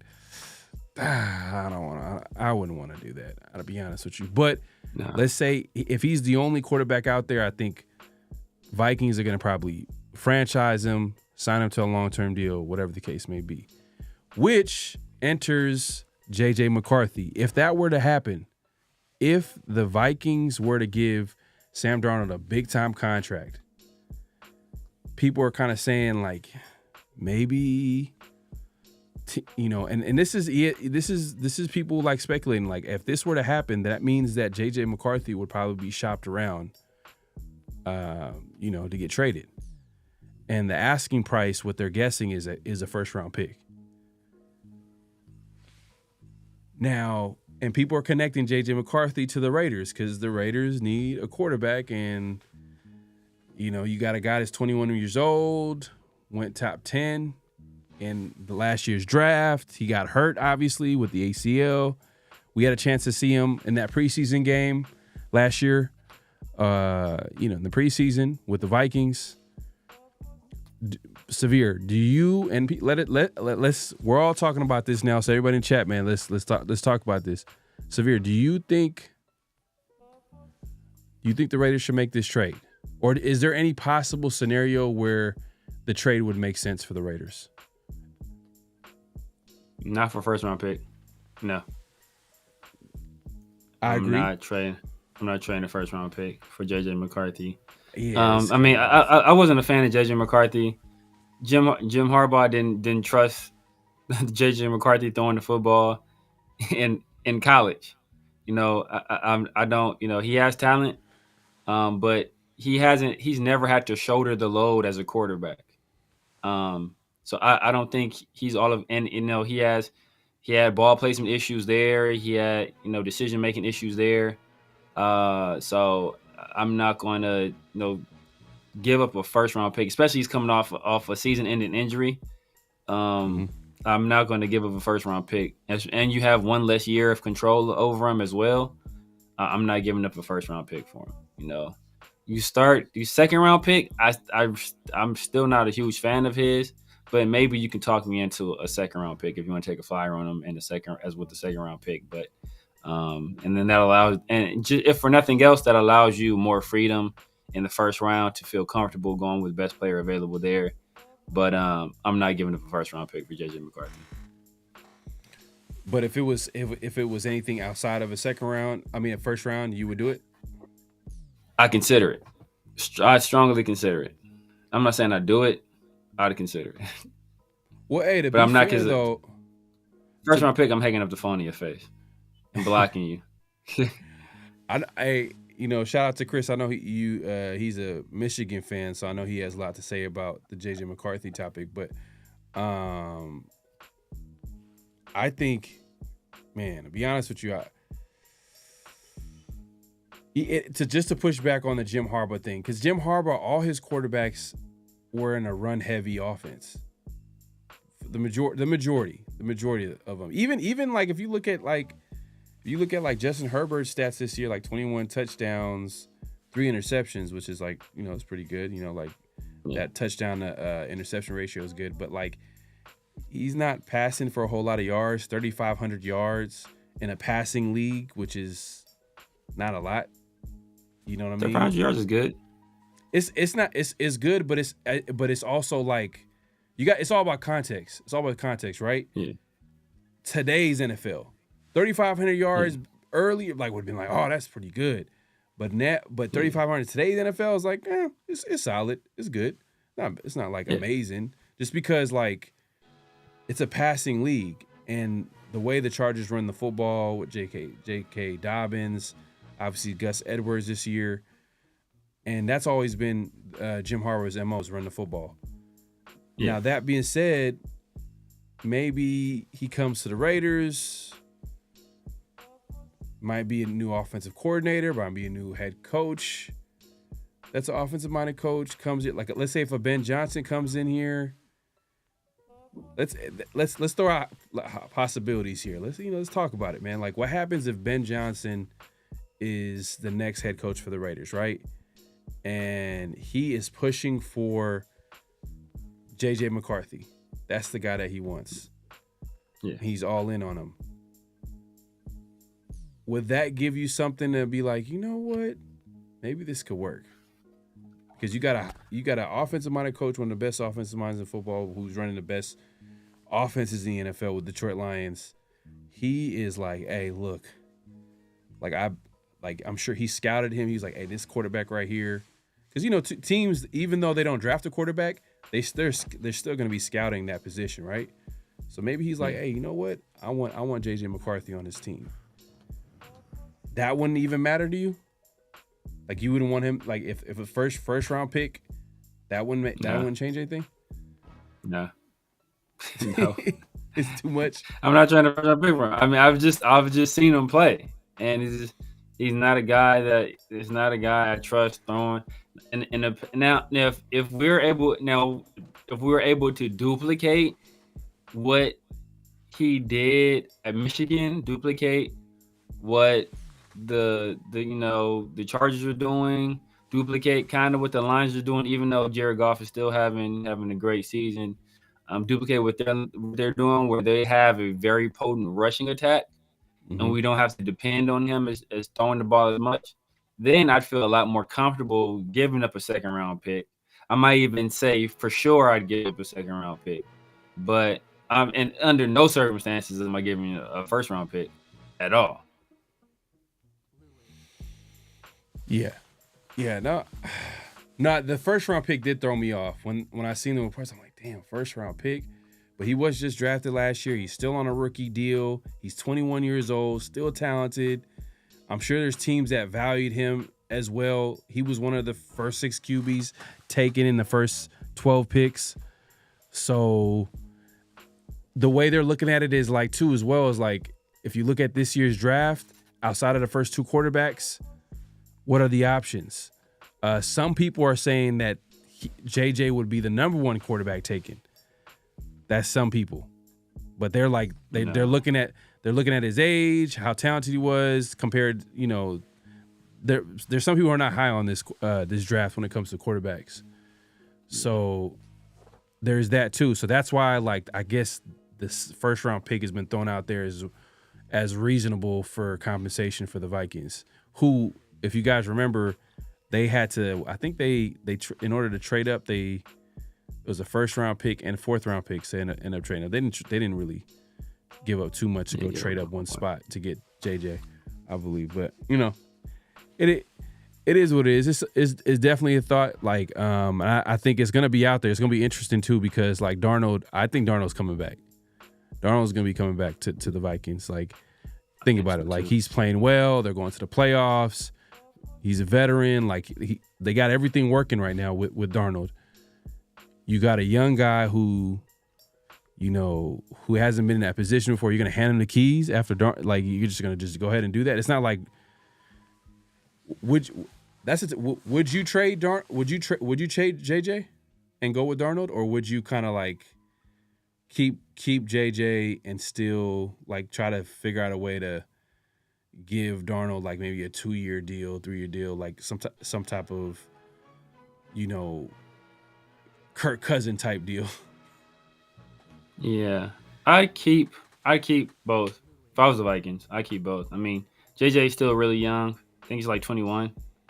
Sam Darnold's not that old either. He's 20. I think it's 27. So yeah. I keep both of them. I mean, there's nothing more valuable than the quarterback in this league, right? So I would keep both of them. A team could get desperate, and unless you're for sure gonna get a high first round pick, I'm keeping hanging on to both guys, and then you can kind of build. If you can either roll with Sam Darnold, what if Sam Darnold falters in year 2, and then at least you still go back to JJ. But if not, and you continue to build JJ, you know what? Showcase his talent in the preseason. Teams start come knocking. Okay, well, dang, we'll give you this, we'll give you that, and then you can really because I doubt if any teams out there are going to give up a first round pick for JJ McCarthy right now. Like I said, he already has his question marks coming out of college. Now he's coming off a devastating injury. I don't think anybody's going to be giving up a first round pick. So rebuild his value, and then you can capitalize on that down the road.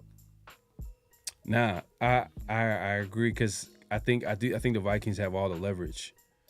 That's why everybody's saying that they're probably going to want to get a first round pick, because they don't have to trade him. He's under contract. He's on a rookie deal. This is all just speculation, because if they give Sam Darnold a big time contract, that means that they'll be willing to listen to teams about JJ. Right now, they're not going to be willing. I mean, before the season, obviously they were not going to be willing, but now they'll be like, all right, you know what? We'll be willing to listen to what you got to offer, but the deal, the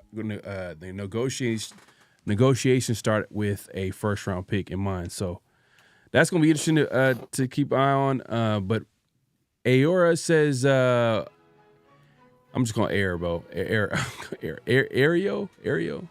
Ario says Raiders should try and get Hendon Hooker. We talked about this after the draft when we found out, when we literally realized the Raiders didn't go ahead and draft a quarterback. We were like, hey, look, who got a big time contract last offseason? Jared Goff. Which made, we just talked about a situation that's kind of almost similar. You think about it in some ways, as far as veteran quarterback getting a contract, young QB on the roster, who was coming off an ACL injury. JJ McCarthy is kind of in that same deal. Hendon Hooker could be an option too, but do you think the Raiders would make that deal? I just don't. If there's no connection there, it's tough, man. You know, usually if there's no connection, at the very least, it's a high profile, you know, name, and then you could see maybe a trade happen there. But I don't know, man. Man, Telesco would be in his bag. Champ Kelly would be in their bag if they went after Hendon Hooker. And not to say that Hendon Hooker is the answer to the Raiders' prayers, but it just would be a nice, like, man, you know, they trade like what'd you say, 5th, 6th round pick?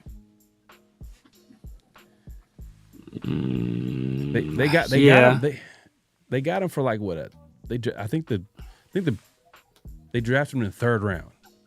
3rd round, yeah. Drafted in the 3rd round. So he's currently on a 4-year rookie deal. And he's halfway through that contract. Exactly. And he was already he's a little bit of an older prospect already coming out. And he had an injury, but now he's 2 years removed from that injury. And then, you know, unlike JJ McCarthy, he is a guy that he put up, you know, some crazy numbers. He was asked to throw the ball a lot. The success of that team was essentially on the arm of Hendon Hooker. Unlike JJ McCarthy, who was on an uber talented team that saw, I think they had 13 or 14 players drafted this past year. So people, so Michigan lost their head coach, lost 14 NFL players and their defensive coordinator. So that team doesn't look the same. But so he was an uber talented team. I think the only team ever with more drafted players than that was a Georgia team that had like 15 players drafted in the draft. So the Michigan had the 2nd most players ever drafted in that season. So they lost a whole bunch of talent. So he was surrounded by talent with an NFL head coach and an NFL defensive coordinator. And that was a team that basically won with running the ball and with the defense. So like he's never been asked to carry a team. And now we're going to throw him in the NFL, a higher level of competition, and say, all right, man, go ahead now. Now you win us the game on your arm. Like, I don't see that happening. Yeah, it's going to be interesting, man. The Raiders are like in a tough situation, but there's so many things that need to happen, so many dominoes that need to fall as far as, you know, free agency and like if certain teams are willing to trade. Man, and Raiders, dude, these draft picks are valuable, man. So it's gonna be interesting to see what the Raiders do moving forward, man. But we appreciate everybody coming through. Make sure to clock in, hit that like button, hit that subscribe button, hit that notification bell. Let's move along, man. We got notable quotables. This is where we play quotes regarding the team, just things that we hear that we feel like are interesting, and we want to react to them with you guys and see what that conversation is. So I'm going to go ahead and play the first notable quotable, and this is, I believe, our guy, head coach Antonio Pierce, the guy on the hot seat. And I think he was asked about Aiden O'Connell, I believe. Yes. And we're going to react to how he answered this question about Aiden O'Connell and his future with the team. Let's see here, my bad.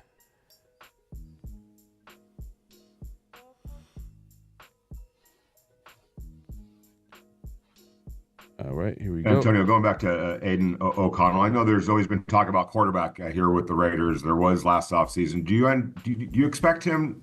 Do you think he solidified himself as a starter here, or do you feel like it's going to kind of follow along the way it did last year, last offseason with the quarterback position? Yeah, I think Aiden O'Connell will be a starter NFL quarterback.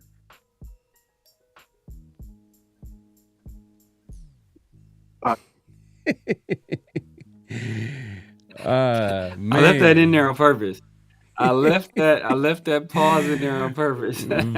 Very, very awkward pause there, but he had to make sure that he said it in that way because it just sounded like, you know, he didn't want to say it without. He didn't answer the question. He answered the question without answering the question, if that makes sense. Yeah. Like, if Vinny, one of the beat writers for the Raiders, he asked him directly, like, what does his future look like with the Raiders as a starter? Yada, yada, yada. And AP was like, yeah, you know, Aiden O'Connell, he's an NFL starting quarterback. And then he just stopped talking after that. Yeah. Which should tell you that, hey, look, he knows that Aiden is not the guy. Yeah. Like Aiden could be replaced. Yeah. He might like Aiden as a player, as a person and stuff like that, but it's just that when it come down to it, if he was building his football team the way he sees fit, it wouldn't be Aiden the starting quarterback for the Raiders. You know what I mean? And look, if that was the case, then Aiden would have been a starter to begin the year. If he believed in him so much, he would have been like, man, look, Aiden O'Connell is the future. He needs to play now. Yada yada yada. But that didn't happen. But that's definitely something interesting. But it's not surprising though, man. What's your take? Yeah, man. There is a phrase, or a saying. It's called damning with faint praise. It's like when somebody asks you like a specific question and you don't answer the question they asked you, you instead like kind of deflect it, or right. You like praise them like neatly. Like somebody like, oh man, you know, Tupac he the greatest rapper I ever heard of. He the greatest rapper ever. Don't you think he the greatest rapper? Yeah, man, Tupac. Yeah, man, he can rap. Yeah, he can definitely rap. Right. Like, don't you think he the greatest ever? Yeah, man, he can rap, man. He can rap. He can make some song like, but that's not the question I'm asking you. I'm asking you, is he the greatest ever? Are you not answering that question? Or somebody, but or if you got a homegirl, oh man, look, don't you think about what you think of my homegirl? You think she cute? You're like, no, she gonna make somebody real happy. She gonna be somebody girl. Like, that's not what I asked you. I asked you, do you think she cute? You like, man, somebody out there like her. Somebody out there gonna wife her up for real. Like but you're not answering the question. You feel me? Like you like deflecting the question because you know what the answer to the question is. Right. But you don't want to say the answer to the question. So instead of saying it, you go around it and say something else. And that's kind of what I feel he's doing right there. Like he don't want to say, nah, he's not the future Raiders quarterback. He's not the franchise Raiders quarterback. He's like, I think because he's the Raiders starter right now. And that's so like, yeah, he's the starter in the league because he's the Raiders starter. Right. But that don't mean he's gonna be the starter going forward. You know, and so and part of that could also be, look, and to play devil's advocate, right. Maybe Antonio Pierce loves Aiden O'Connell. Maybe he thinks he's the bee's knees, right? Maybe he thinks that. But he doesn't have faith in him coming back as head coach. So instead of saying, hey, you know what? Yeah, he's definitely the future. When he's not certain that he's going to be back, he just goes around the question. Yeah, it's kind of interesting way of answering the question. That's the nicest interpretation you can have. It's kind of funny hearing AP talk like that because AP he's so straightforward. But and he really wanted to say something else. But he kind of took like a slight pause and was like, Aiden is an NFL starter. Like it was just like a He caught himself. He was about to say like Aiden, hell no. He's not no. He's not a starter for the Raiders or whatever the case may be. Whatever he was thinking. But it just felt like he said that, and he said it in a way where he thought about it and he was like, okay, I got to make sure I say this without giving too much away. But you know, at the end of the day, like it was pretty obvious when it was all said and done. But that being said, we got one more notable, quotable, and Samir, if you want to give the intro to this one. So I think every Monday, the guys over at CBS, they come out with a mock draft. It's Mock Draft Monday. It's generally Ryan Wilson, who's been doing mock drafts for a while, and Mike Renner, who used to be with PFF. He's now with CBS. And they were just talking about, you know, prior to the sound you're hearing, they were just looking at where the Raiders were drafting. I think at that point we were at 7, but I think that was before something else happened that moved us back to 8, and we took like a cornerback, and they're just talking about how damaging these 2 wins were and how that would affect our QB going forward. All right, here we go.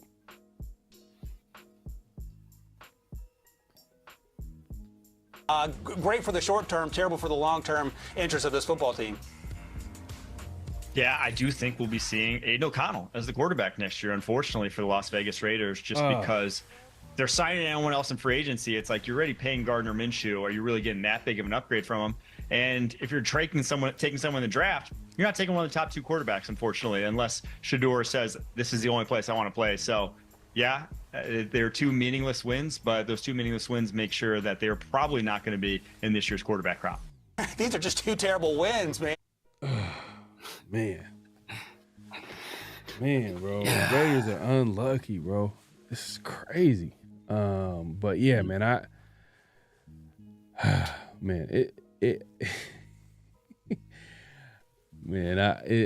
I just remember just seeing the final score, like, and just watching the game. I'm like, you know what? Like, the Raiders are playing hard. I'm like, all right, you know what? But Saints are at home. They're gonna figure out a way. Man. And it's funny. I felt like there was a few players that could have played that game too for the Saints. Yeah, I think Olave could have played. Olave could have played. A few players could have played. If it was a more competitive game, or if they wanted to, people don't want to hear this, but if they wanted to win the game, exactly. Some of those players that were usual starters would have played. That's the difference.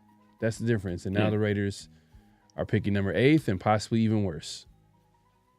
Even worse, because that's the way it's shaking out right now. And next week, you talked about it earlier, like, hey, the Chargers might not need to play starters because they might not need to, because their playoff spot is, I think, solidified.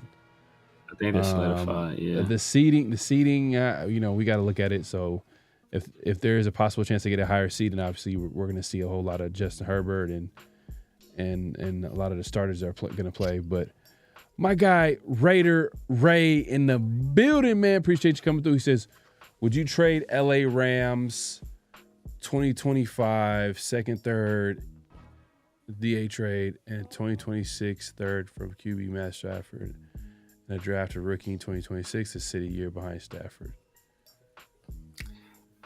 So we're trading a second and 2 thirds from Matthew Stafford. I think Stafford will retire if he got traded to the Raiders. Man, I don't know. I don't know if I'm giving up that much for Stafford. It's the second that's doing it for me. Stafford's good. I mean, Stafford's a good player. He's having a little bit of a rough year this year, but part of that is because Nakua and Kupp missed a whole bunch of time. Mm-hmm. And and then you gotta look at Stafford. He's been productive his entire career, but he hasn't necessarily won until he got to the Rams with Sean McVay. And we see Sean McVay is kind of, Sean McVay is just that guy in terms of quarterbacks are getting it done offensively. Yeah. So I'm kind of struggling with that. Because how old is Stafford? I think he's 30, He's over 30, 35 plus for sure. 35, 36. 37. Yeah. I can't give up the second in that trade. I can't give up a second round pick for a 37-ish year old quarterback. That's on the steep decline. Because like I guess the give and take there will be we win this next year to kind of keep Max happy, I guess. But other than that, like, what would be the benefit of trading that stuff to be a bridge to a rookie quarterback to win for another year? Like it wouldn't, like that wouldn't make, like that wouldn't make. We would have to draft a quarterback. This year. But we'd be drafting later in that draft class as well. Right. So, because conceivably Matthew Stafford is going to win us games that we normally wouldn't win. That Aiden O'Connell for damn sure wouldn't win us. So, we'd be picking later in that draft. If we were a team that was competitive and we were like, we thought we were going to win, or we thought we were, like really, really gonna make a strong push this next season, then maybe I'd be down for that. But I don't think we're going to be in position to make a strong push until 2026, until like the 2026, 2027 season. I think this next year is going to probably be this was kind of, a foundational year. I think next year is going to be a building year. And I think from that point on, we'll be making a push. But so I don't do that. I can't do that. Nah, I hear you. Cause the part is like, we got to wait till 2026 to draft the QB. Yeah. I'm not sure. we might be in a worse position to draft the QB in 2026 if we have, let's say if Stafford comes in, he balls out. Yeah. So it's just gonna be tough. I think if anything in that scenario, I think we would want to draft the QB in this year's draft. Exactly. Then you could just be like, all right, you know what? After that year, you'd be like, Stafford, hey man, it's good guy, nice knowing you, man. It's time for a young guy to come in. But I just think that's just too steep to pay.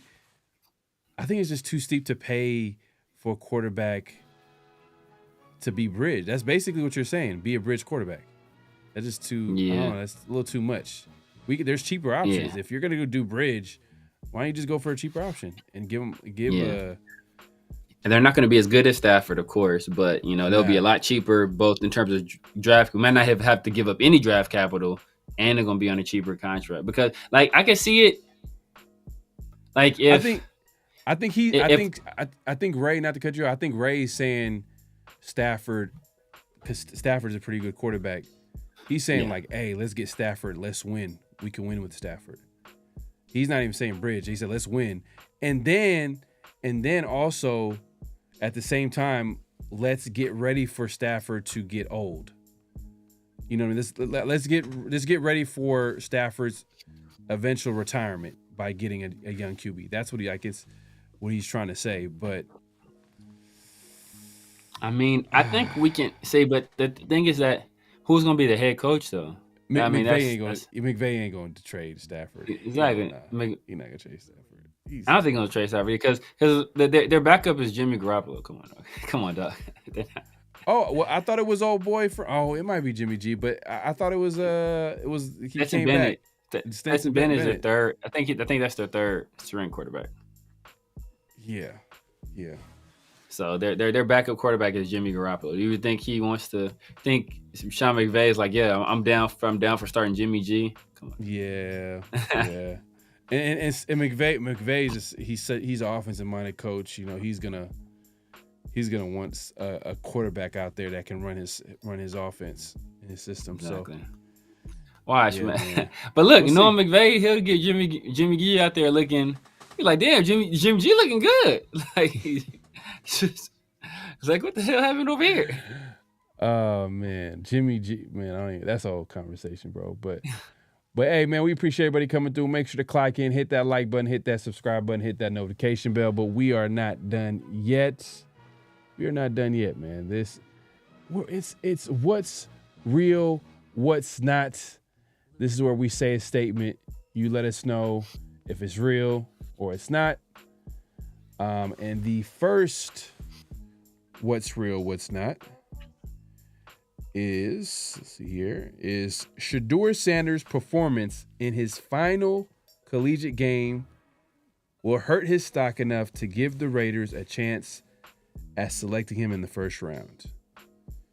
So I'm going to repeat this. Let us know if this is real or is not. Shedeur Sanders' performance, quarterback from Colorado, Deion Sanders' son, just to let y'all know. Some people don't know that. They don't know. I was playing. Shedeur Sanders' performance in his final collegiate game will hurt his stock enough to give the Raiders a chance at selecting him in this first round. So his last game, his previous game over the weekend, I believe, he didn't play too well. Needed that. And, you know, everybody's been talking about Sanders being the top quarterback, Cam Ward, top two quarterbacks. You think he drops all the way down to 8? That's the question. Let us know. I don't think it's going to affect it just because the drop-off when it comes to the quarterbacks after Shedeur Sanders and Cam Ward, I just don't think that it's going to affect his stock, in my opinion. I think that, because if you think about it, like, if it was a situation where, you know, there were like at least 4 or 5 QBs that may possibly can go in the first round, you know what I mean? Like, let's say last draft, then you can say, okay, yeah, the Raiders have a great chance of getting Shedeur Sanders in last year's draft. But this year's draft, after Shedeur, I mean, who's third? That's the thing. Who's third? Some people are saying Jalen Milroe, but Milroe's stock is going down. It's who you like, you know. It could be, some people like Dylan Gabriel, some people like Curtis Rourke, some people like Jackson Dart, a lot of people are starting to jump on the Will Howard bandwagon. I know Dante from East Coast Gridiron, he talks about that guy, I think Tyler Shook. I think he's going to do a film study on him. He'll be dropping that soon, so we could take a look at that when he drops it. So I think it just depends on your fleet. Jalen Monroe is another, as you already mentioned, and that's another guy that gets floated out there. It depends on who you like. It fluctuates. There's 2 guys, and then there's kind of the rest of the pack. I'm partial to Jackson Dart, but you know, I know that may not be a lot of people's cup of tea. But this is not real. It's not real, man. Even as much as he struggled that last game, you know, some of that was on him. You know, some of that was on him, but a lot of that was on the play calling was horrible. Offensive line didn't do him a lot of favors. You think you got done talking about JJ McCarthy, right? JJ McCarthy's last game, he was a national champion. So, you know, take nothing away from him. JJ McCarthy went 10 for 18 for 150 yards, no touchdowns in a national championship game. Did absolutely nothing against whatever Washington defense. Right. No touchdowns. And they still won 34-13. That's how much talent was around him. So I just want to say that. In a national championship game, he threw for no touchdowns, a barely over 50% completion percentage, and they won 34-13. So, you know, and he still got drafted in the top 10, still, you know, fairly highly. This is a 2 quarterback draft. There's no way in the world we get Shedeur. Yeah, I mean, some people are saying that, you know, it's real. They do think the Raiders have a chance to get him. He's going to drop to number 8. I don't think so. I just, like I said, and I agree with Severe too as well. It's just the drop off is big. I think these teams are still going to draft Shedeur just because after Shedeur or after Cam Ward, however way you look at it, who's the next best thing is. I think that's what's going to affect Shedeur dropping, and I don't think he's not going to drop too far. I think if the Raiders run the top 5, maybe. Yeah. Raiders are top 8. It's just like, that's what makes it so tough. That being said, I think Ray responded here. He says, I'm looking for a QB to compete at a high level and draft a QB to develop properly. I think Stafford can play at a high level for 2 years still, and he could develop a guy and keep your first rounders. You know who would probably might agree with this? Tom? Possibly. Because let's go. Tom Brady. Oh, okay. Yeah. Because if you think about it, what has Brady been talking about, since he's kind of been, retired, and he's talked about, the NFL development and QB development. Yeah. And he talks about how, like, the QBs haven't been developed the right way and yada, yada, yada, this, that, and the third. So he might buy into this a little bit, getting a really good veteran in there. It might not even be, you might not like this, but it might not be Stafford. It might be a guy who is reportedly going to get cut after, Michael Penix, got the starting nod with the Falcons. Kirk Cousins. It's ugly. I know it's ugly. That's emotional damage. Emotional damage. Emotional damage. Yeah, man. That's tough. That's tough. I know. But I see his vision there, but I'm not giving up a second round pick. I'm not giving up a second round pick for a 37-year-old quarterback. That's just I'm not doing it. Like, if he plays at a high level for 2 years, if we're lucky, he could do that. And that's assuming that he's able to still play at that high level at this advanced age. He got a great arm. Still got a great arm. He still got a great arm. But outside of a McVay system, and with a team that potentially doesn't have a running game, Kyron Williams is second in the league in rushing this year. He was second team All-Pro last year. So and then the question still remains: who is this quarterback that we get in the 2026 draft? It's going to be a late first round guy if we draft one in the first round. So, like, I think the question that now if it's a situation where you're saying, hey, you know what, I want to draft Milroe this year, but I want to sit him behind Matthew Stafford.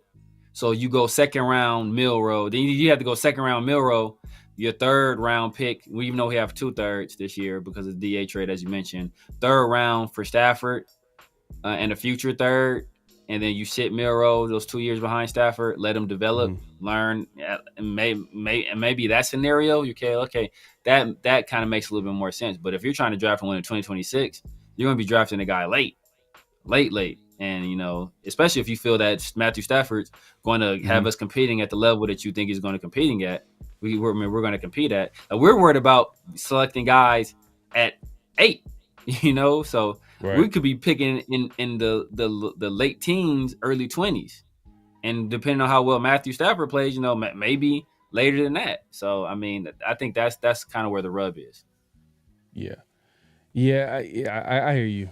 It's just the fact that, like, you don't know how long he's going to play. You're giving up this draft picks that we can possibly pick a quality starter, player, whatever the case may be. I'm thinking, what I'm thinking about is, and this might be a good segue, man. Look, the reality is, I think whoever is going to start next year is probably not going to be a big time contributor at the quarterback position. Whether it's a young guy, whether it's a bridge guy, I just don't think they're going to be a player that the Raiders will lean on to win a whole lot of games. But does that mean the Raiders can't win any games or be competitive? No. And I think the way to go about it is for the Raiders to be competitive, especially on offense, is they gotta figure out a way to upgrade that running back position. And I've been saying this, and I'm gonna keep saying it. We need to get someone dynamic back there. We got to get someone. We got to, man.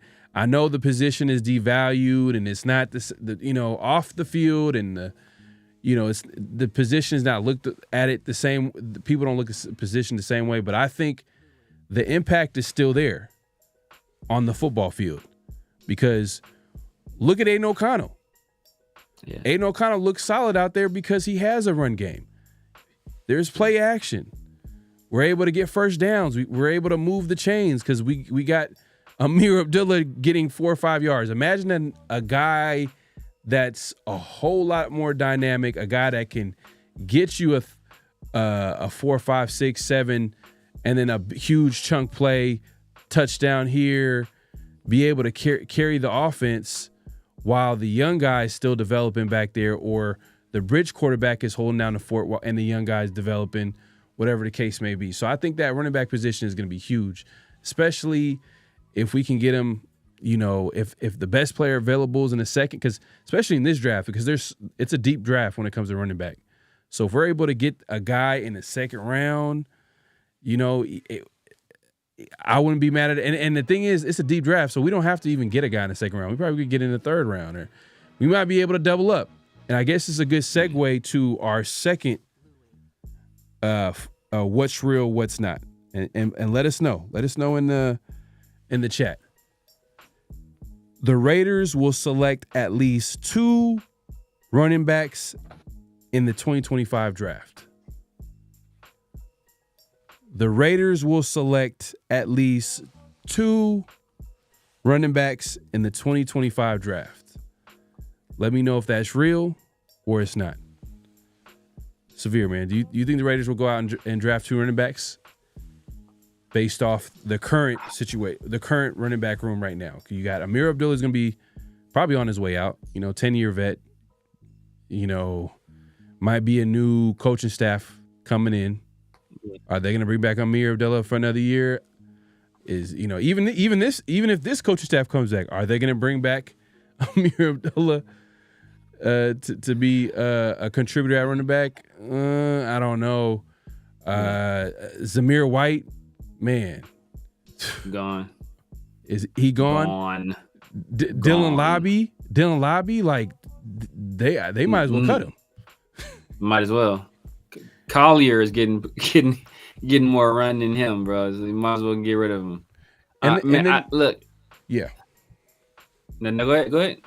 No, I was going to add this one last thing because even you and Mike mentioned about a running back that played well this season and how he wasn't able to stay healthy for most of his career. So there's that too. But go ahead and let the people know if this is real or not. Yeah, I'm gonna say it's real. I mean, I think that there's a lot of value in the running back position, especially in the later rounds. It's a super deep class. You can get good quality running backs late.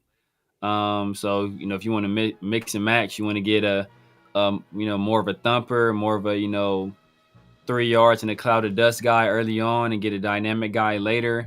Or if you want to do that vice versa and get a dynamic guy a little bit earlier and get a thumper later, like you can do that. I don't think I think Madison is gone. I think Zamir White gone. Since Tim McCormick can't stay healthy, he's been hurt every year he's been in the league. Like you were a starter for a few games and got some run, and what do? You immediately get hurt. Chris Collier is getting carries before Lobby, so obviously they don't have any faith in Dylan Lobby. So I think that's basically and Amir Abdullah, he's older. I think I don't want to say he's a scholarship player, but I don't think the next regime, especially if we move on from AP. Maybe if AP is still here, we keep a guy like Amir Abdullah. But if we move on from AP, then they're definitely going to want their own guys. And I don't think Amir Abdullah will be in their plans, especially not to actually carry the ball. So I can realistically see us taking. We took 2 corners this past year, right? We took DCAM, took MJ Devonshire. And I wouldn't say that this particular last cornerback class was super deep, even though there were some guys that fell. But this running back class, this upcoming draft, super deep. Well, we all always know that Tom Pelesco drafts the best player available. There are going to be several instances. There could be in several rounds where the best player on the board is running backs, and he'll have to not pull the trigger on these running backs. And I think at some point he will take an additional one than the one we already take. Boom. Hey, I think we're all on the same page. We're all on the same page, man. I think the Raiders should double up. And in a running back class as deep as this one, they don't necessarily got to take a running back in the first couple rounds. They can double up, starting at round 3 and down. Now, if the best player on the board is a running back, and it's a dynamic guy, it's a guy that can catch out the backfield, a guy that can take it to the house at any given moment, in the second round, best player available, not gonna lie, I would love for the Raiders to go ahead and make that pick, but it's all about context too, because then did we draft our guy at quarterback? Yeah, man, I would love that. I would love for that quarterback to be taken care of, but maybe it might be taken care of via trade. Ray threw out a trade with you already got a Stafford. quarterback. Didn't you hear Antonio Pierce? AOC. Well, he said AOC is an NFL starter. That's all he said. That's all he said. He says AOC is an NFL starter. But yeah, man, everybody's saying it's real. Yeah, man, and look at Kevin Flores. Even look at he said I will trade for Elijah from Falcons. I'm not sure if he would be up for trade, but even look at their situation. Look at their situation. Yeah. It's a two-headed monster. Now, like Algier is a dog too. Underrated running back room. This is a little throwback, mini throwback. Darren McFadden, Michael Bush. Yes. I love that 1-2 combination. You know what I mean? People are talking about Scatterbo from, Arizona State, man. Like big physical back. Imagine if you paired him up with a really explosive, dynamic back, a little thunder, lightning. I would love for the Raiders to build their running back room and build their running game like that, man. And then as time goes on, we will figure that quarterback situation out. I think it's going to be a work in progress. Even if we go after a young guy, they're going to need time to develop. Like all these guys need time to develop. And when you give a young quarterback a run game, it makes it easier. Or if you give a bridge guy, a guy that needs some help, he looks even better with a run game. That bridge guy is not going to be Minshew. He definitely not going to be Gardner Minshew. Who that guy is gonna be? That's a whole different conversation. But Visual Combo says real running back class is deep. Yeah, to me, I feel like we gotta double up. We gotta double up, man. We gotta double up for sure. But you got guys in mind? I know you mentioned your guy from Ohio State is Travion Henderson. That's your number one guy. Travion Henderson. Steve Cliff. Steve Kiff said Henderson from Buckeyes would be nice. Travion Henderson. Yeah, I think he just had 2 touchdowns today. Like 96 yards, 2 touchdowns again in the bowl game. Last playoff game, he balled too. Like he's nice. There's no way he's getting past the second round, huh? No way. I think he might be a third-round pick. Might be a third-round pick? So I think he might not be viewed as a guy that can carry it full time. Scatterbo got to be a Raider. He has 10 fumbles in 2 to 3 years. My only concern with them outside of that, I love him.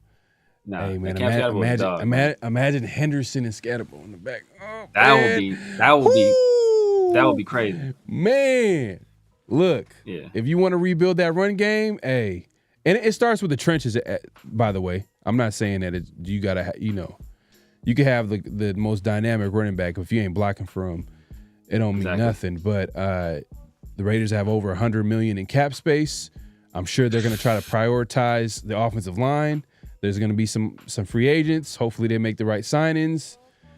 Certain guys on that offensive line take the next step, get better. Man, there's a way, man. There's a way for it for the Raiders to get better. We're all talking about quarterback this, quarterback that. Look, it is what it is, man. The Raiders are picking 8th right now, and possibly if they win next weekend, maybe outside of the top 10, which is crazy to think about, being that it's been a tough season. But it is what it is, man. But it's been a great show. We appreciate everybody coming through. Make sure to clock in at this point, clock out, hit that like button, hit that subscribe button, hit that notification bell. Man, Severe, man. Let the people know where they can find you, what to look forward to, all that good stuff. You guys know what it is at the Severe Raider, YouTube, IG, X, Snapchat, TikTok, all that stuff. Every Tuesday night, we're doing a special New Year's Day, ringing in the new year, with our family, right? With our Raider family, want to ring in the new year with you guys. So we're doing a special New Year's Day show. But generally Tuesday nights here on the 50-50 show, my brother Pharaoh, and then we got Around the Shield. That's every Friday night. Then I usually do a Tuesday show as well. With my other brother, Chris from Protect the Shield, and my guy 805 Raider. And just so you guys know, man, like if you guys don't remember anything else, nothing else, just remember this. I wear a 738 Infinity cap. Hey man, that's a Around the Shield inside joke right now, man. Just don't keep that over there. Keep that over there, man. Keep that over there. But man, hey, I came back though. You can't even front. I came back. I came back. But hey, you did come back. It just make sure to tune in to Around the Shield. It's not over. It's not over. What we're talking about is NFL game picks. We do it every Friday. Around the Shield episode with my guy Big Mike and obviously Severe. And winner has to get the loser has to get the winner of the hat. And on that note, you see how when I announced this. It's a metaphor. Hey, 50-50 show. We'll be back here next Tuesday, like Severe said, and then Around the Shield every Friday this week with Big Mike. Make sure to tune in for the finale, man. A game picks, man. It's come down to the wire, man. I think you're up like a game or two or something like that, but I think three games. I think it's might be 3 games, but we'll see how it shakes out. We appreciate everybody coming through. Make sure to clack out at this point. Hit the like button, hit the subscribe button, hit the notification bell. Also, make sure to follow us on Around the Shield on Twitter and also IG if you haven't, for Raider clips, Raider news, all the latest and greatest when it comes to that. And make sure to subscribe, man. We appreciate everybody coming through. Any last thoughts before we head out, man? Yeah, man. Just one quick, man. I want to get your Raiders New Year's resolution. Everybody in the chat, drop your Raiders New Year's resolution as well, or if you're in the comment section, drop it in the comment section. But my Raiders New Year's resolution, what I want to see from the Raiders in 2025, organizational stability. Whether that be keeping Antonio Pierce, whether that be finding your head coach of the future and sticking with that guy.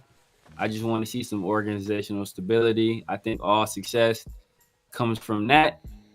And until we have that, we will never be one of the better franchises in the league.